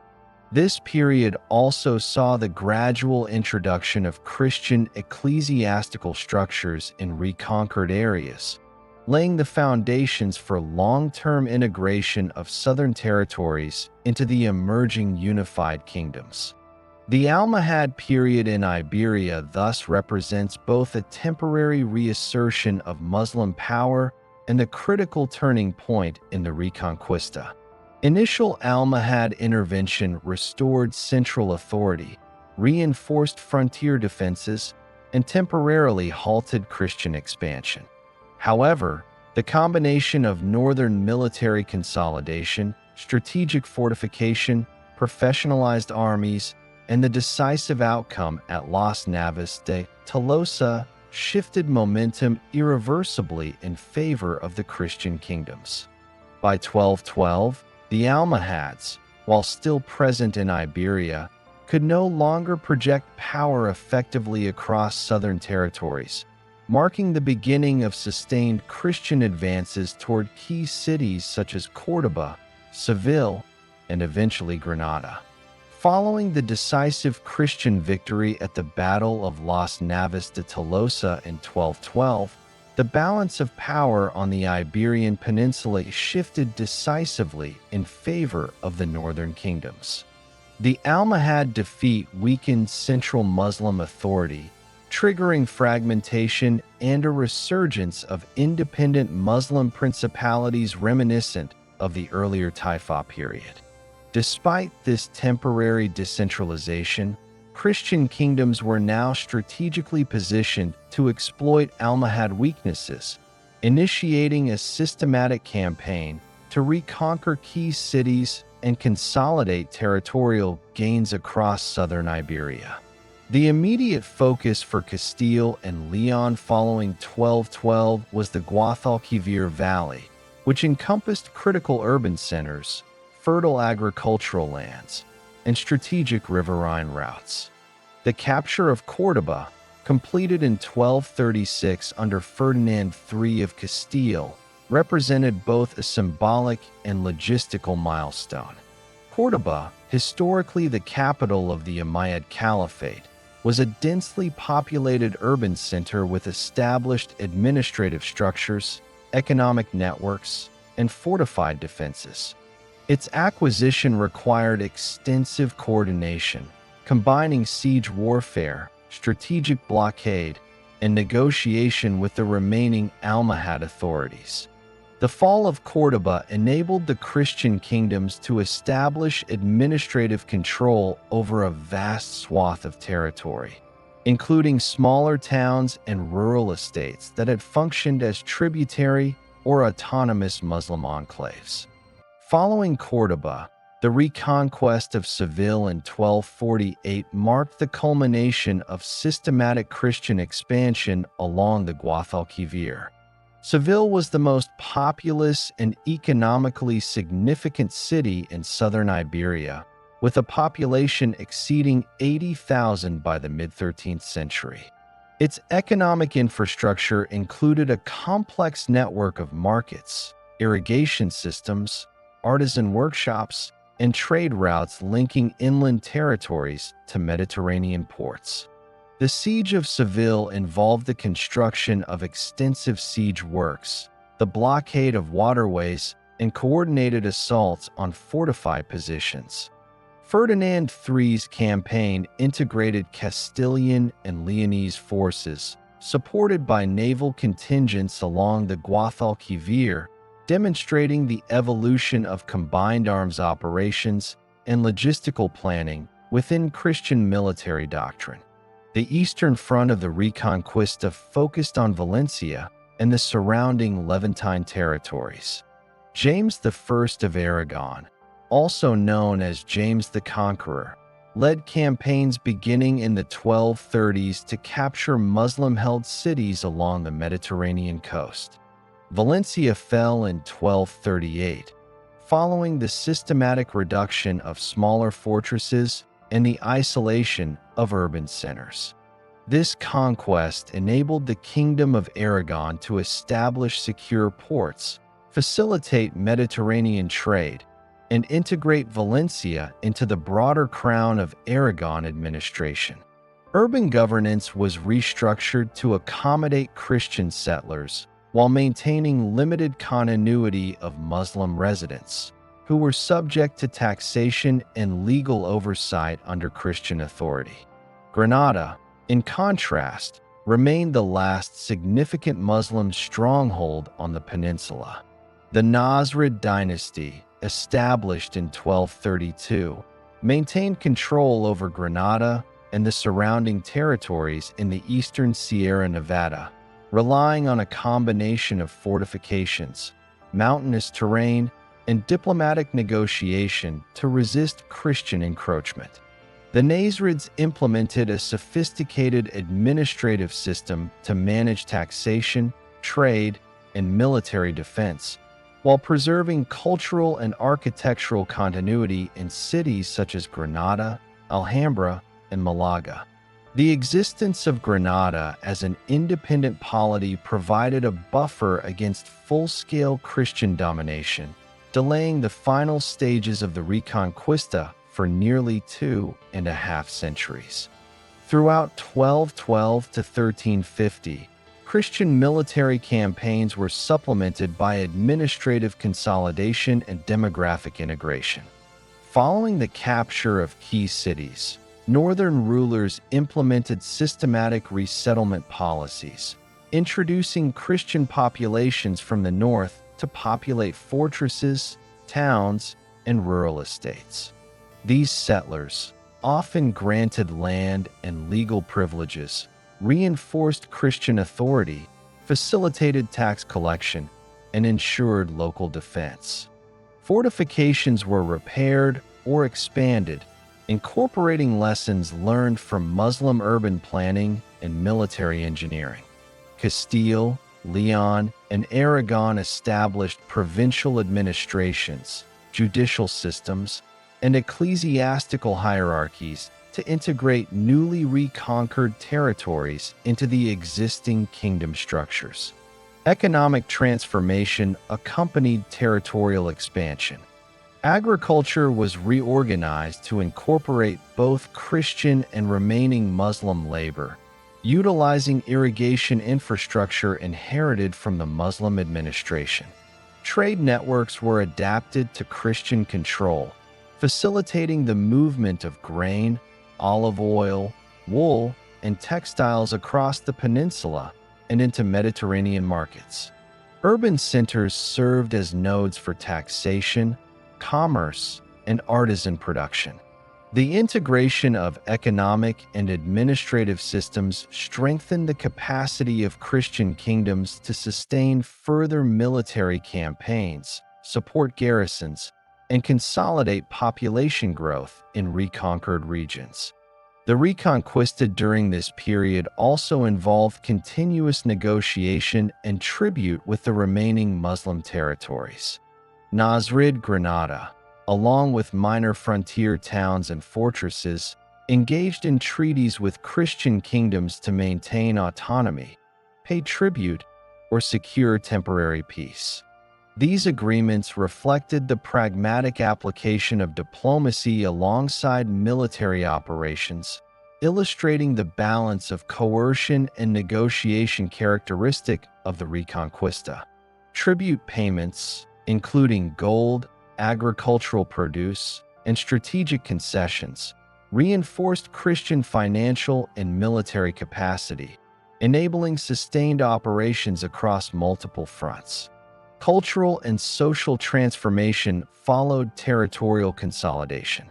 Christian rulers implemented ecclesiastical organization in the reconquered territories, establishing bishoprics, monasteries, and parish structures to support governance, legal oversight, and social cohesion.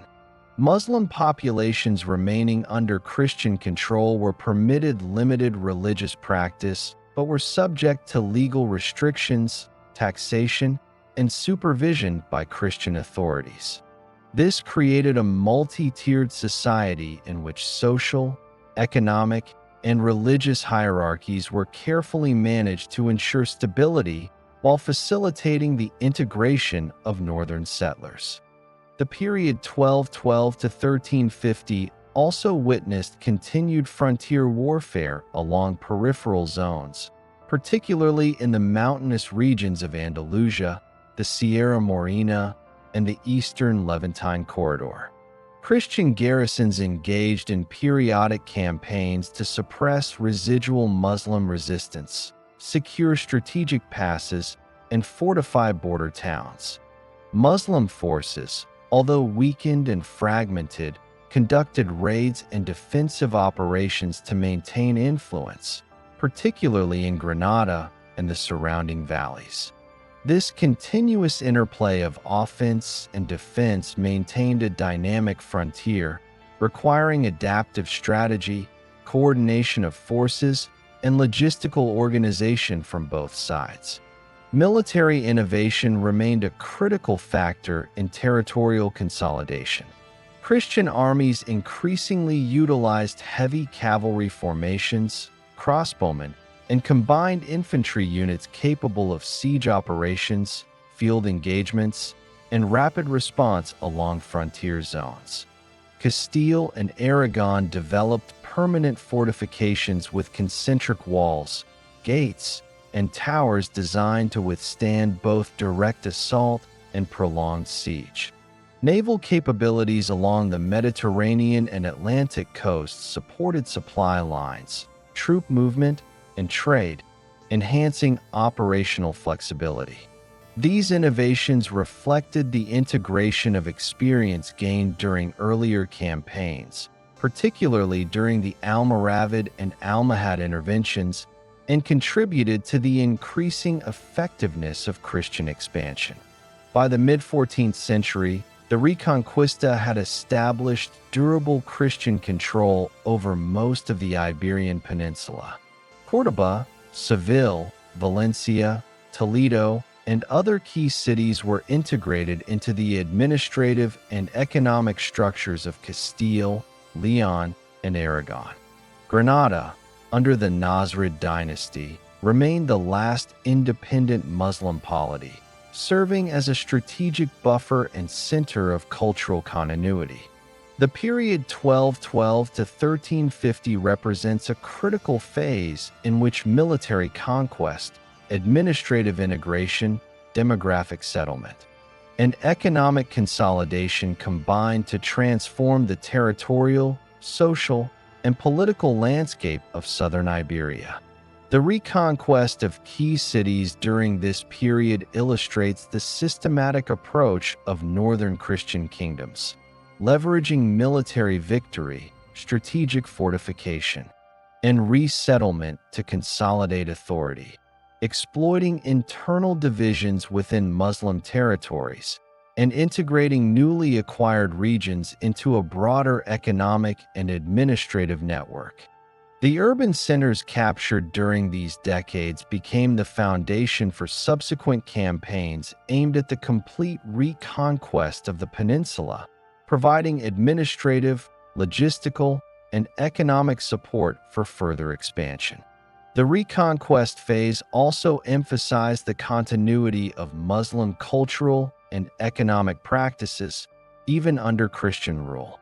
Irrigation networks, urban planning, artisanal production, and trade networks established during the Caliphate, Taifa, and Almohad periods continued to function, facilitating integration and stability.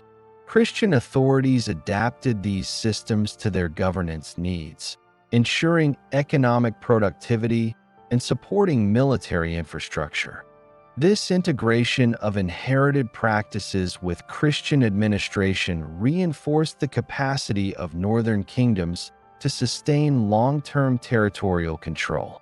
By 1350, the Iberian Peninsula had largely been divided between consolidated Christian kingdoms in the north and central regions and the Nasrid Kingdom of Granada in the south. The strategic, administrative, and economic foundations established during the Reconquest of Córdoba, Seville, Valencia, and other cities enabled Castile, León, Aragon, and Portugal to maintain pressure on Granada while securing internal stability.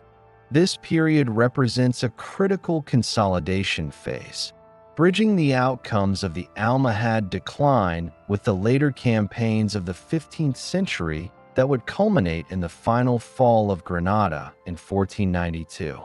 By the mid-14th century, the Christian kingdoms of the Iberian Peninsula had consolidated substantial territorial gains, following the campaigns of the previous 2 centuries that had captured Córdoba, Seville, Valencia, and other key cities. Castile, León, Aragon, and Portugal had established administrative structures, fortified towns, and integrated economic systems capable of supporting sustained military operations. Despite these gains, southern Iberia remained divided, with the Nasrid Kingdom of Granada serving as the final Muslim stronghold. The period from 1350 to 1479 was characterized by internal consolidation, dynastic alliances, and military modernization, culminating in the unification of Castile and Aragon under Ferdinand of Aragon and Isabella of Castile, who would later be recognized as the Catholic Monarchs. During the mid-14th century, the Kingdom of Castile was recovering from the political and social consequences of the Castilian Civil War, 1366 to 1369, which had been influenced by competing claims to the throne, noble factionalism, and external intervention from neighboring kingdoms such as Portugal and Aragon. Henry II of Castile emerged victorious, establishing a hereditary monarchy strengthened by the centralization of administrative authority and the expansion of royal jurisdiction over previously autonomous noble estates. The consolidation of power under the Castilian crown enabled greater coordination of military campaigns, fiscal management, and territorial governance, which proved essential for future operations against Granada. Aragon, during the same period, expanded its influence along the Mediterranean coast, consolidating control over Valencia, Majorca, and Sardinia. The Crown of Aragon developed a sophisticated naval infrastructure, enabling troop transport, supply operations, and maritime trade. This maritime capacity complemented terrestrial military campaigns and facilitated coordinated operations with other Christian kingdoms. Additionally, Aragon established administrative institutions capable of integrating conquered territories into the crown's broader political framework, balancing local autonomy with centralized authority. The demographic and economic transformations of the late 14th century were integral to the rise of the Christian kingdoms. The settlement of frontier regions previously contested with Muslim polities involved the systematic relocation of northern populations, supported by royal incentives such as land grants, tax exemptions, and military privileges. Urban centers continued to develop as commercial and administrative hubs, with fortifications, markets, and artisan workshops reinforcing economic productivity. Agriculture in reconquered territories relied on both Christian settlers and remaining Muslim populations, who maintained knowledge of irrigation, crop rotation, and local farming techniques. This combination of population integration and economic development strengthened the resource base of the Christian kingdoms, enabling sustained military operations and long-term territorial consolidation. Military organization during this period also evolved significantly. Castile and Aragon established professionalized armies composed of heavy cavalry, infantry, and specialized units such as crossbowmen and engineers capable of conducting sieges and field engagements. The recruitment of mercenary forces, coupled with levies from the nobility and towns, provided flexible troop compositions for both offensive campaigns and defensive operations along frontier zones. Strategic fortifications were expanded and improved, incorporating concentric walls, towers, and gate complexes to resist both direct assault and prolonged siege. These military innovations reflected lessons learned from earlier confrontations with Almoravid and Almohad forces, as well as the experience gained in campaigns against fragmented Muslim principalities. Dynastic alliances were central to the consolidation of power during the late 14th and 15th centuries. The marriage of Ferdinand of Aragon and Isabella of Castile in 1469 represented the culmination of centuries of strategic marital diplomacy, uniting two of the most powerful Christian kingdoms on the peninsula. This union, formalized through legal agreements defining succession, territorial administration, and joint military command, created a unified monarchy capable of coordinating campaigns against Granada and managing domestic governance across an expanded realm. The consolidation of Castile and Aragon under a single dynastic framework allowed for centralized decision-making, unified taxation systems, and coordinated military logistics, addressing challenges that had previously limited the effectiveness of independent northern kingdoms. The Christian kingdoms also employed diplomacy and military pressure to manage relations with Granada. The Nasrid kingdom relied on fortifications in mountainous regions, strategic negotiation, and occasional tribute payments to maintain autonomy while resisting Christian encroachment. Northern kingdoms, however, increasingly adopted a strategy of gradual territorial encroachment combined with economic pressure, targeting frontier fortresses, cutting supply lines, and encouraging internal dissent among Nasrid elites. The combination of military readiness, diplomatic maneuvering, and coordinated royal authority laid the groundwork for the eventual initiation of the Granada War in the late 15th century. Religious institutions played a critical role in reinforcing political consolidation and social cohesion. The Catholic Church provided administrative oversight, legal arbitration, and education, integrating ecclesiastical structures with secular governance. Bishoprics, monasteries, and parishes were established or restructured in reconquered territories to support Christianization efforts, enforce royal authority, and maintain social order. Clergy also facilitated the integration of newly settled populations, promoting cultural cohesion and legitimizing royal campaigns. Religious motivation, combined with the strategic objectives of territorial expansion, reinforced the ideological and institutional framework underpinning the rise of the Catholic monarchs. Economically, the late 14th and 15th centuries saw continued development of urban centers, agricultural estates, and trade networks.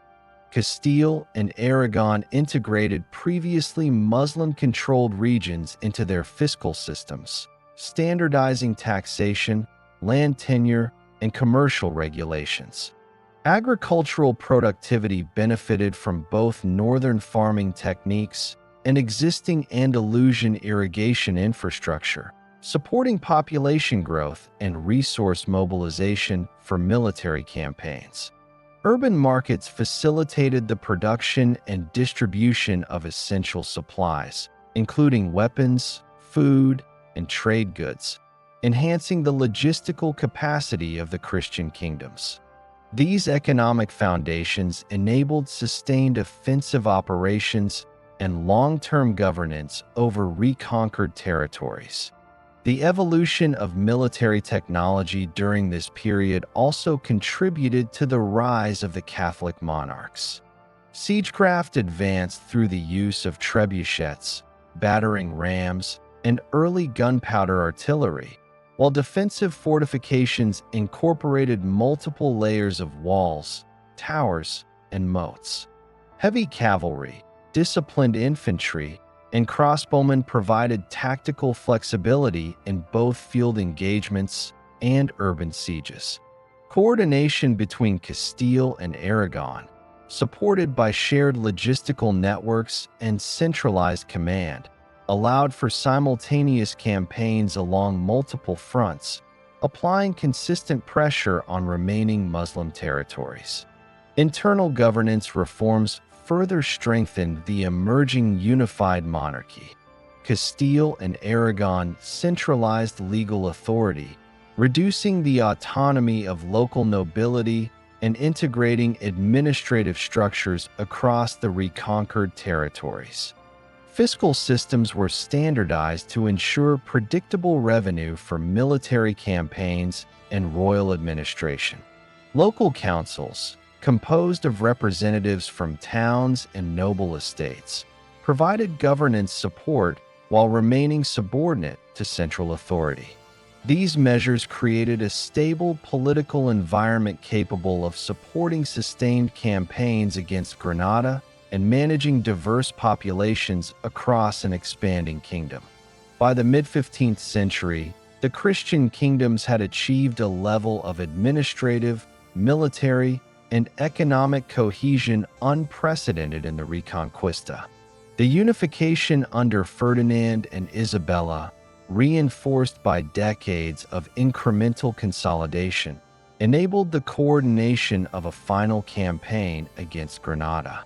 The combined military, economic, and administrative capacities of the Catholic monarchs provided a framework for sustained operations, integrating territorial governance, supply chains, and population management into a single coordinated effort. The stage was set for the eventual completion of the Reconquista, with Granada representing the final frontier of Muslim political authority on the Iberian Peninsula. By 1479, the Iberian Peninsula was largely unified under Christian rule, except the Nasrid Kingdom of Granada, which remained the final Muslim stronghold. The dynastic union of Ferdinand of Aragon and Isabella of Castile had created a centralized monarchy with the administrative, military, and economic capacity to undertake a comprehensive campaign to complete the Reconquista.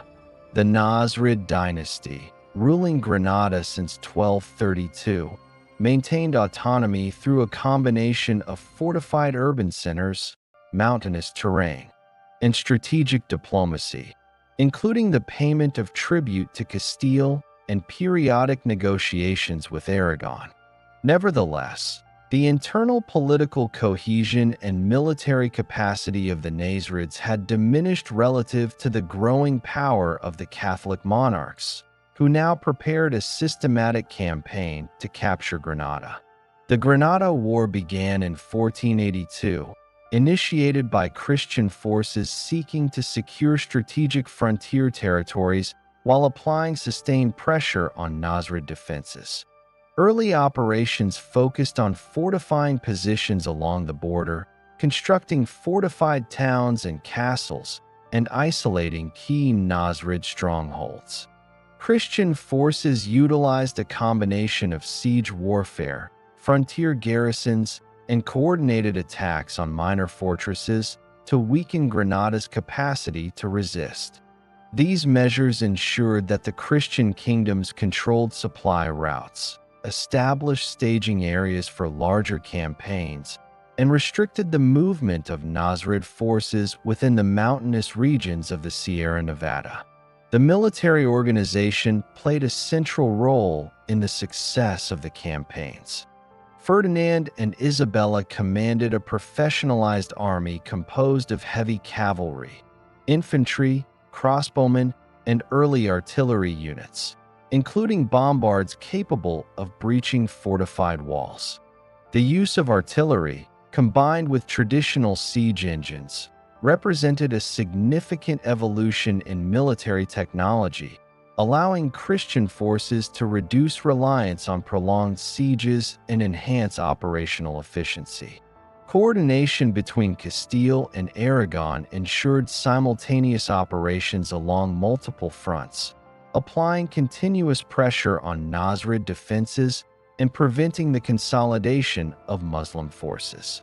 Strategic campaigns during the initial years of the Granada war focused on the capture of border fortresses and control of river valleys critical to logistical operations.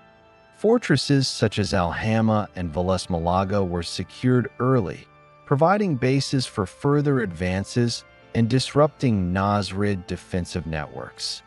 The Christian forces also employed scorched earth tactics selectively, destroying resources in contested regions to limit the capacity of Nasrid armies to sustain prolonged resistance.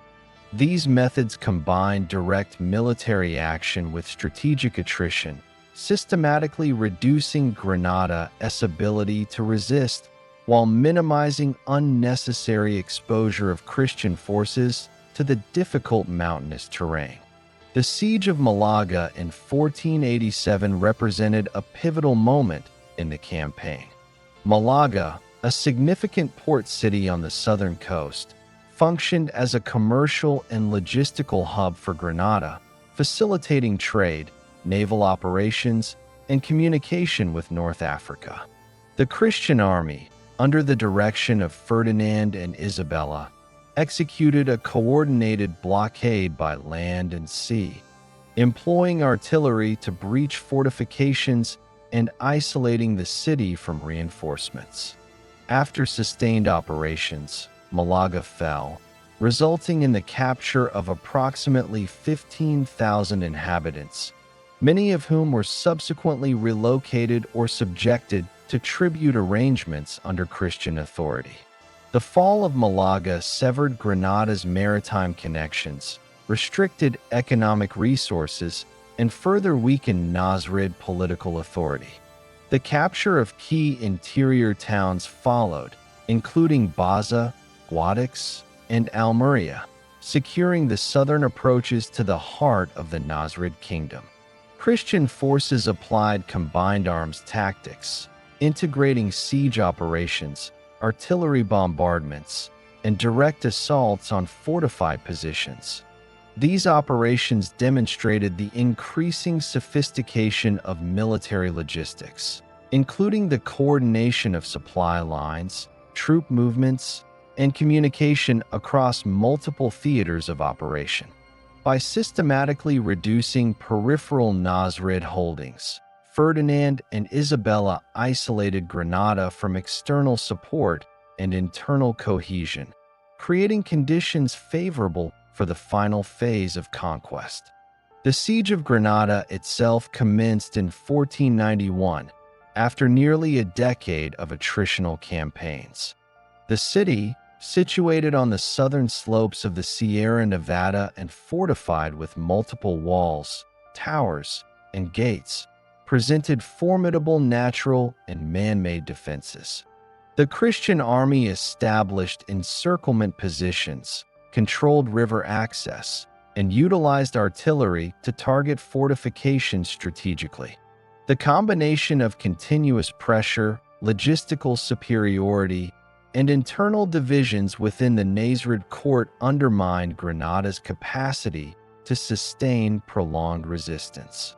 Supply shortages, declining morale, and political infighting weakened defensive coordination, increasing the likelihood of capitulation without the necessity of a destructive assault on the urban population. Negotiations between Ferdinand, Isabella, and Muhammad XII, the reigning Nasrid ruler known as Boabdil, played a critical role in the conclusion of the campaign. Boabdil, recognizing the untenable position of Granada, sought terms that would preserve the safety of the population, maintain limited religious and property rights, and prevent wholesale destruction of urban infrastructure. These negotiations reflected both pragmatic leadership and the recognition of Christian military and administrative superiority. Terms of surrender were codified, stipulating protection for Muslim residents, the maintenance of property rights, and limited religious freedom under Christian authority. On January 2, 1492, Granada formally surrendered to the forces of Ferdinand and Isabella, marking the end of Muslim political rule on the Iberian Peninsula. The capitulation involved the peaceful handover of the Alhambra Palace, fortifications, and urban infrastructure to Christian authorities. Approximately 100,000 residents remained under the terms of the treaty, subject to Christian administration while retaining limited autonomy in religious and social affairs. The surrender concluded nearly 8 centuries of intermittent warfare, beginning with the Muslim conquest of 711, and represented the final phase of the Reconquista. The aftermath of the conquest of Granada involved the systematic integration of the Nasrid territories into the administrative, military, and economic structures of Castile and Aragon. Christian authorities established royal governors, judicial oversight, and taxation systems to manage the newly acquired territories. Fortifications were repaired and expanded to secure borders, while garrisons were stationed to prevent insurrection and enforce order. Economic systems, including trade networks, agricultural estates, and urban markets, were reorganized to align with the fiscal policies of the Christian monarchy, ensuring resource extraction and logistical support for both civilian administration and potential military operations. Religious and social integration was also a central concern for Ferdinand and Isabella. Muslim populations were initially permitted to practice their religion under the terms of surrender, but over the subsequent decades, increasing pressures, including forced conversions and restrictions on Islamic practices, reshaped the religious landscape of Granada. Christian ecclesiastical structures were introduced, including the establishment of parishes, churches, and monastic institutions to consolidate Christian influence. These measures reflected the broader objectives of the monarchy to create a unified Iberian realm under centralized Christian authority, ensuring political, administrative, and cultural cohesion. The Granada War also illustrated the evolution of military, administrative, and diplomatic strategy within the Christian kingdoms. The coordination of campaigns over multiple decades, the integration of professionalized armies with artillery and siege technology, and the application of strategic logistics exemplified the capacity of the united monarchy to conduct sustained operations. Diplomacy, negotiation, and treaty enforcement complemented military efforts, reducing unnecessary destruction and facilitating the orderly transition of territories from Muslim to Christian control. These practices established patterns for governance, military organization, and population management that would influence Iberian administration in the early modern period. The conquest of Granada completed the Reconquista, transforming the Iberian Peninsula from a fragmented region of competing Christian and Muslim polities into a largely unified Christian domain. The campaign consolidated the authority of Ferdinand and Isabella, enabled the integration of southern territories into centralized governance structures, and established the final territorial boundaries of Castile and Aragon before overseas expansion. Granada's surrender also marked the end of the Nasrid dynasty, the last Muslim political authority on the peninsula, and signaled the transition to a period in which religious and political homogeneity became central objectives of the monarchy. The surrender of Granada in January 1492 marked the definitive end of Muslim political authority on the Iberian Peninsula and the completion of the Reconquista, concluding nearly 8 centuries of intermittent warfare that had shaped the social, political, and economic structure of Iberia. The immediate aftermath involved the systematic integration of Granada and other recently reconquered territories into the centralized administration of the crowns of Castile and Aragon, now ruled jointly by Ferdinand and Isabella. The unification of these kingdoms under a single dynastic framework enabled the implementation of consistent governance, taxation, and military systems across the entire peninsula, providing the structural foundation for Spain's emergence as a centralized European power.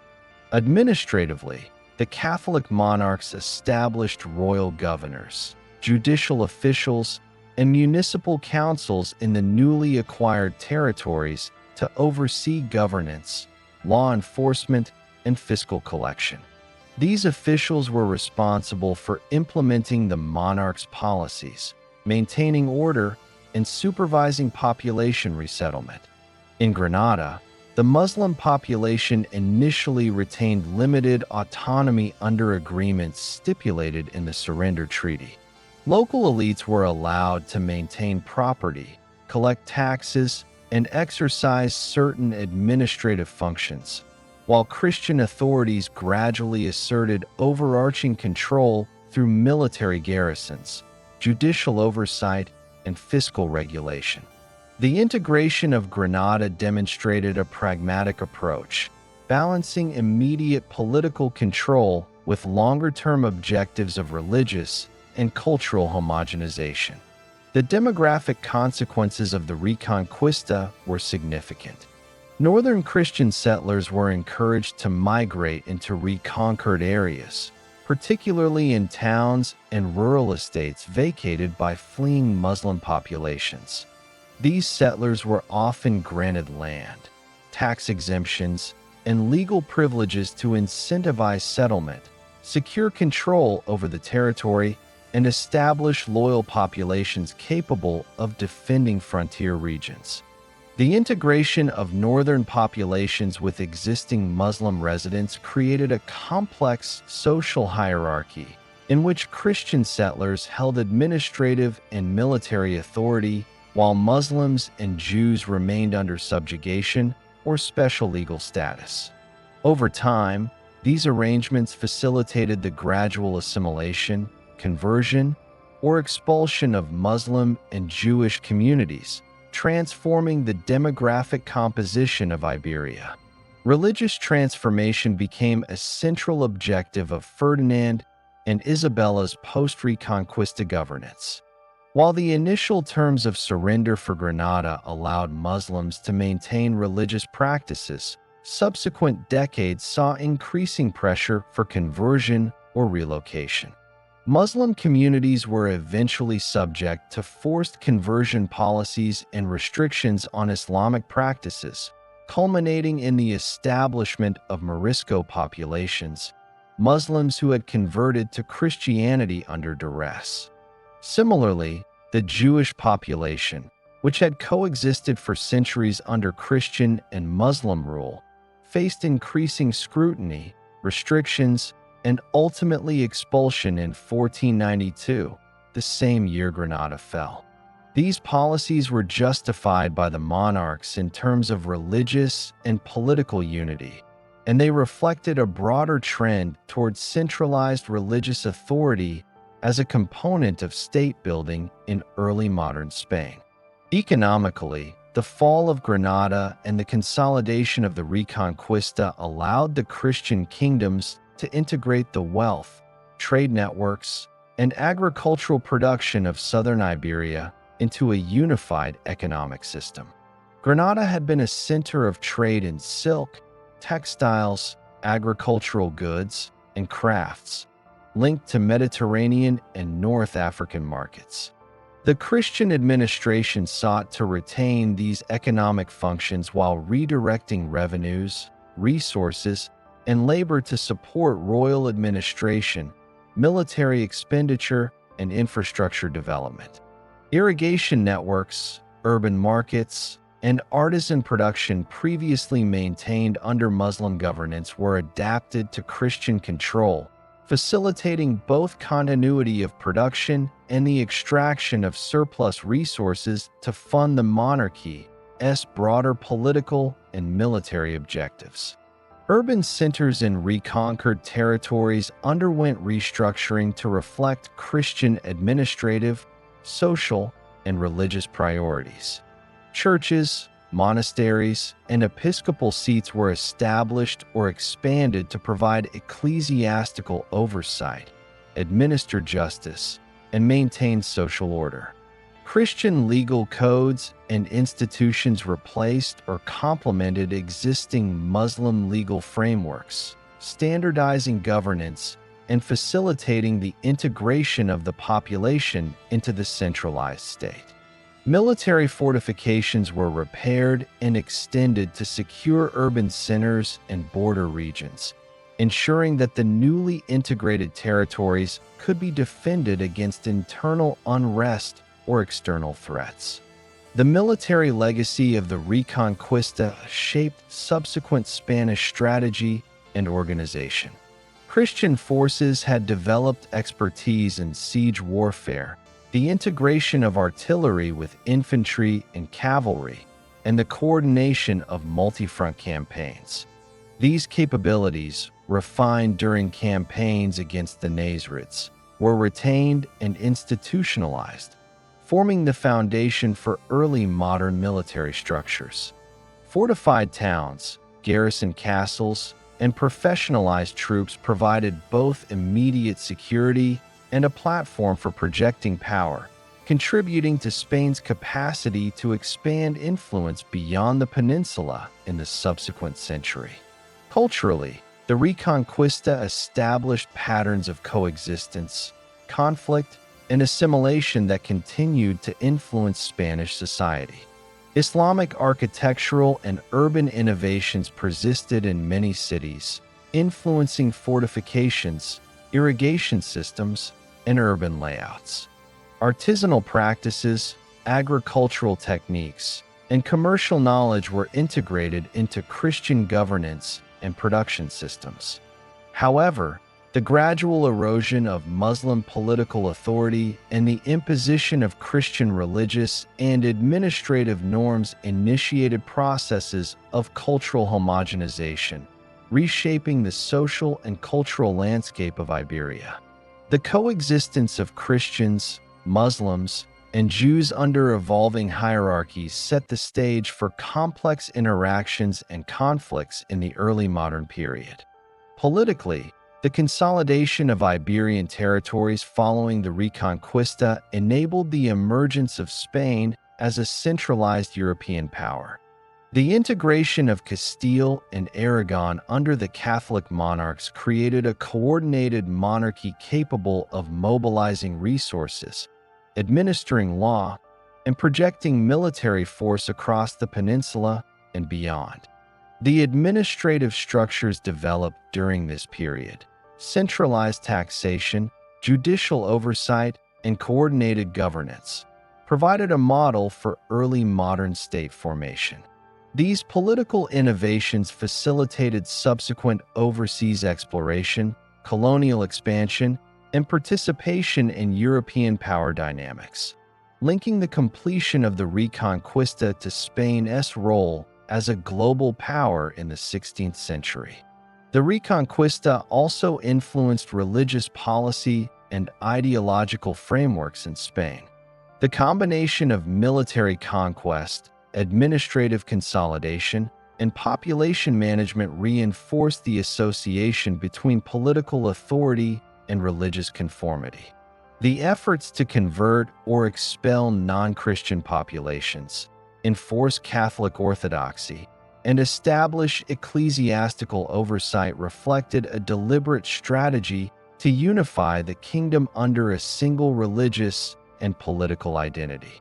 These policies had long-term implications for Spanish governance, shaping social hierarchies, legal codes, and cultural norms, while also influencing Spain's approach to overseas expansion and missionary activity in newly colonized territories. In addition to political, social, and religious consequences, the Reconquista had economic and demographic implications for the broader Iberian Peninsula.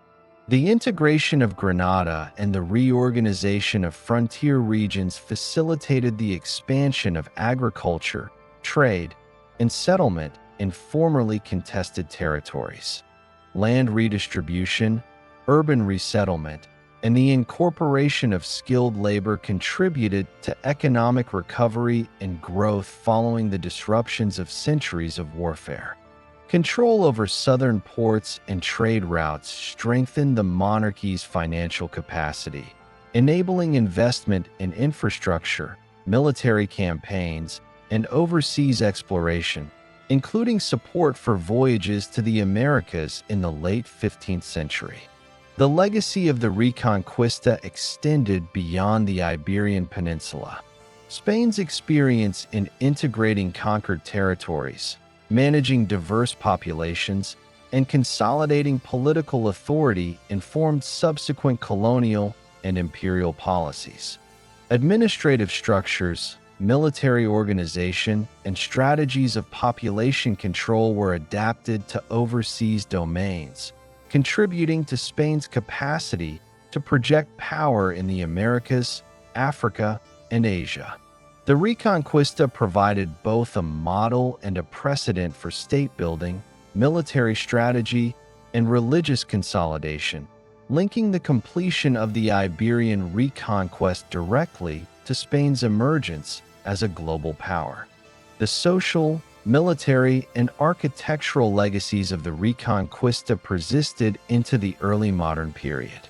Fortifications, castles, and city walls constructed or expanded during the campaigns remained integral to defense and governance.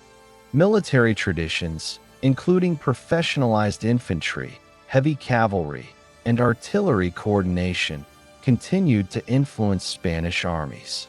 Settlement patterns, legal codes, and administrative institutions developed during the Reconquista provided frameworks for governance in both Iberia and overseas territories. Cultural practices, including architecture, urban planning, and artisan techniques inherited from Muslim populations, were adapted into Spanish society, demonstrating continuity amid political and religious transformation. By the late 15th century, the Iberian Peninsula had been transformed through nearly 8 centuries of conflict, consolidation, and integration. The fall of Granada represented the culmination of the Reconquista, completing territorial unification under Christian rule, establishing centralized administration, and redefining social, economic, and religious structures. The policies and institutions developed in the aftermath of Granada's surrender laid the foundation for Spain's political, military, and economic expansion in the subsequent centuries, while the legacies of the Reconquista shaped the social and cultural fabric of the Iberian Peninsula, influencing law, religion, urban development, and international engagement. The Reconquista, spanning from 711 to 1492, represents a continuous transformation of the Iberian Peninsula through nearly 8 centuries of conflict, political evolution, and social restructuring.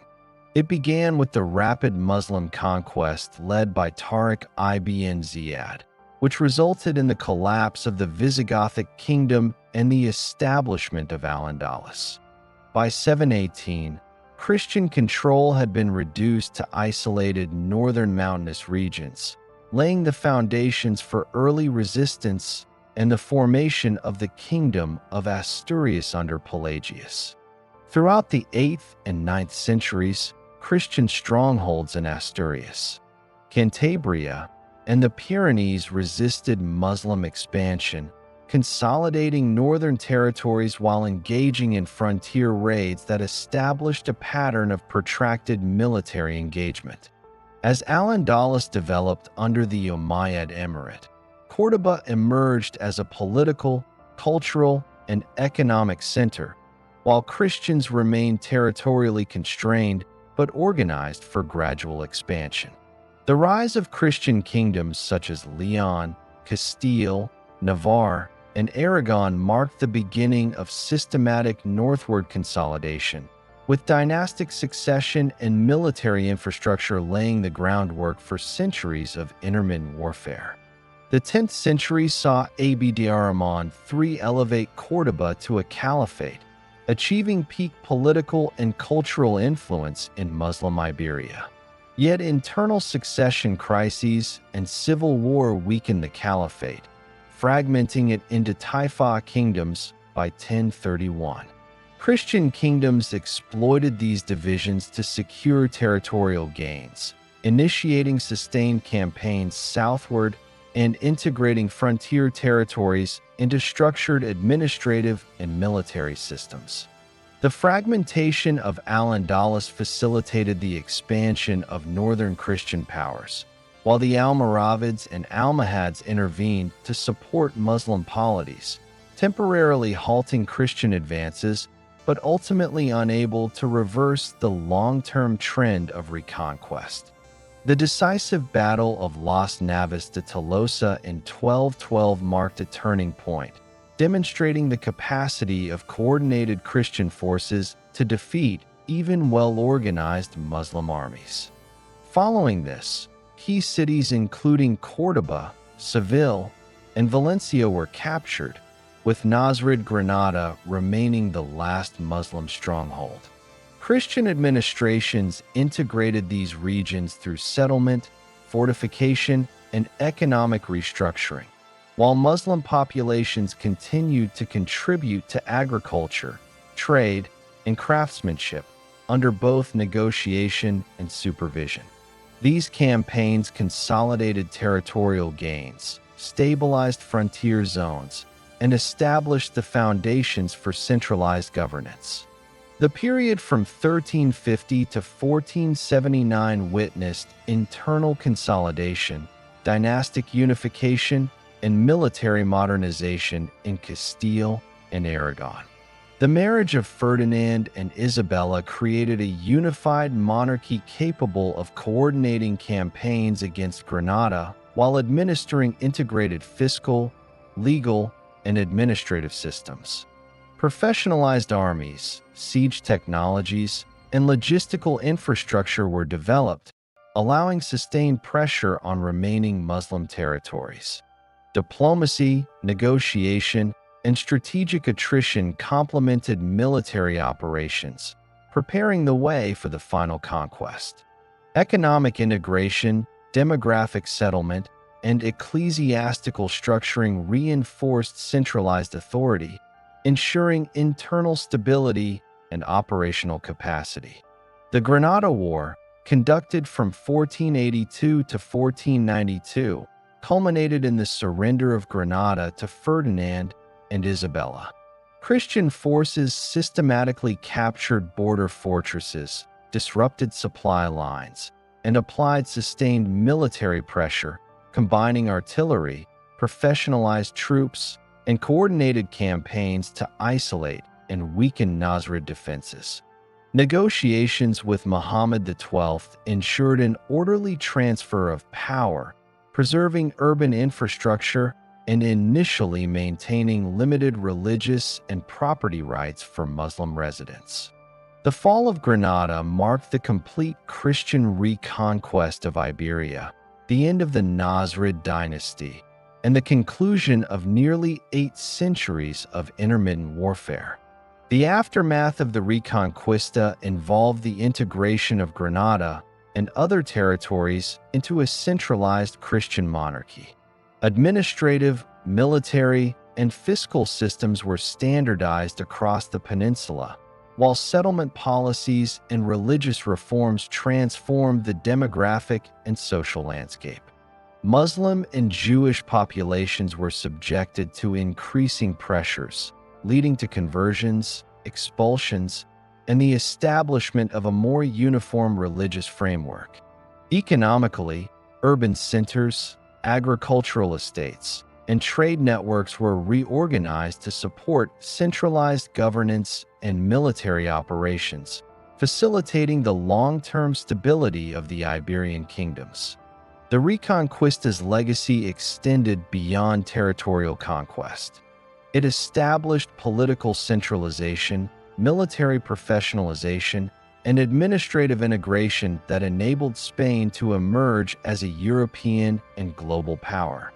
Social and religious restructuring created hierarchies and cultural patterns that influenced Iberian identity, law, and governance. Military and architectural innovations persisted, while economic and demographic transformations supported subsequent overseas expansion. The Reconquista set a precedent for centralized state authority, combining military, administrative, and religious strategies to unify diverse populations under a single monarchy.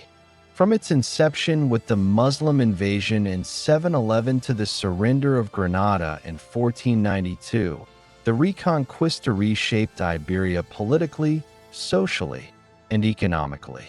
It transitioned the peninsula from fragmented Visigothic, Muslim, and Christian territories to a unified Christian domain under the Catholic Monarchs. The centuries-long interplay of warfare, diplomacy, administration, and settlement not only determined the territorial and political contours of Spain, but also laid the institutional, military, and ideological foundations that would shape the trajectory of the Spanish state in the early modern period. The Reconquista thus represents both an extended military campaign and a transformative historical process that defined the character, governance, and identity of Iberia for centuries to follow.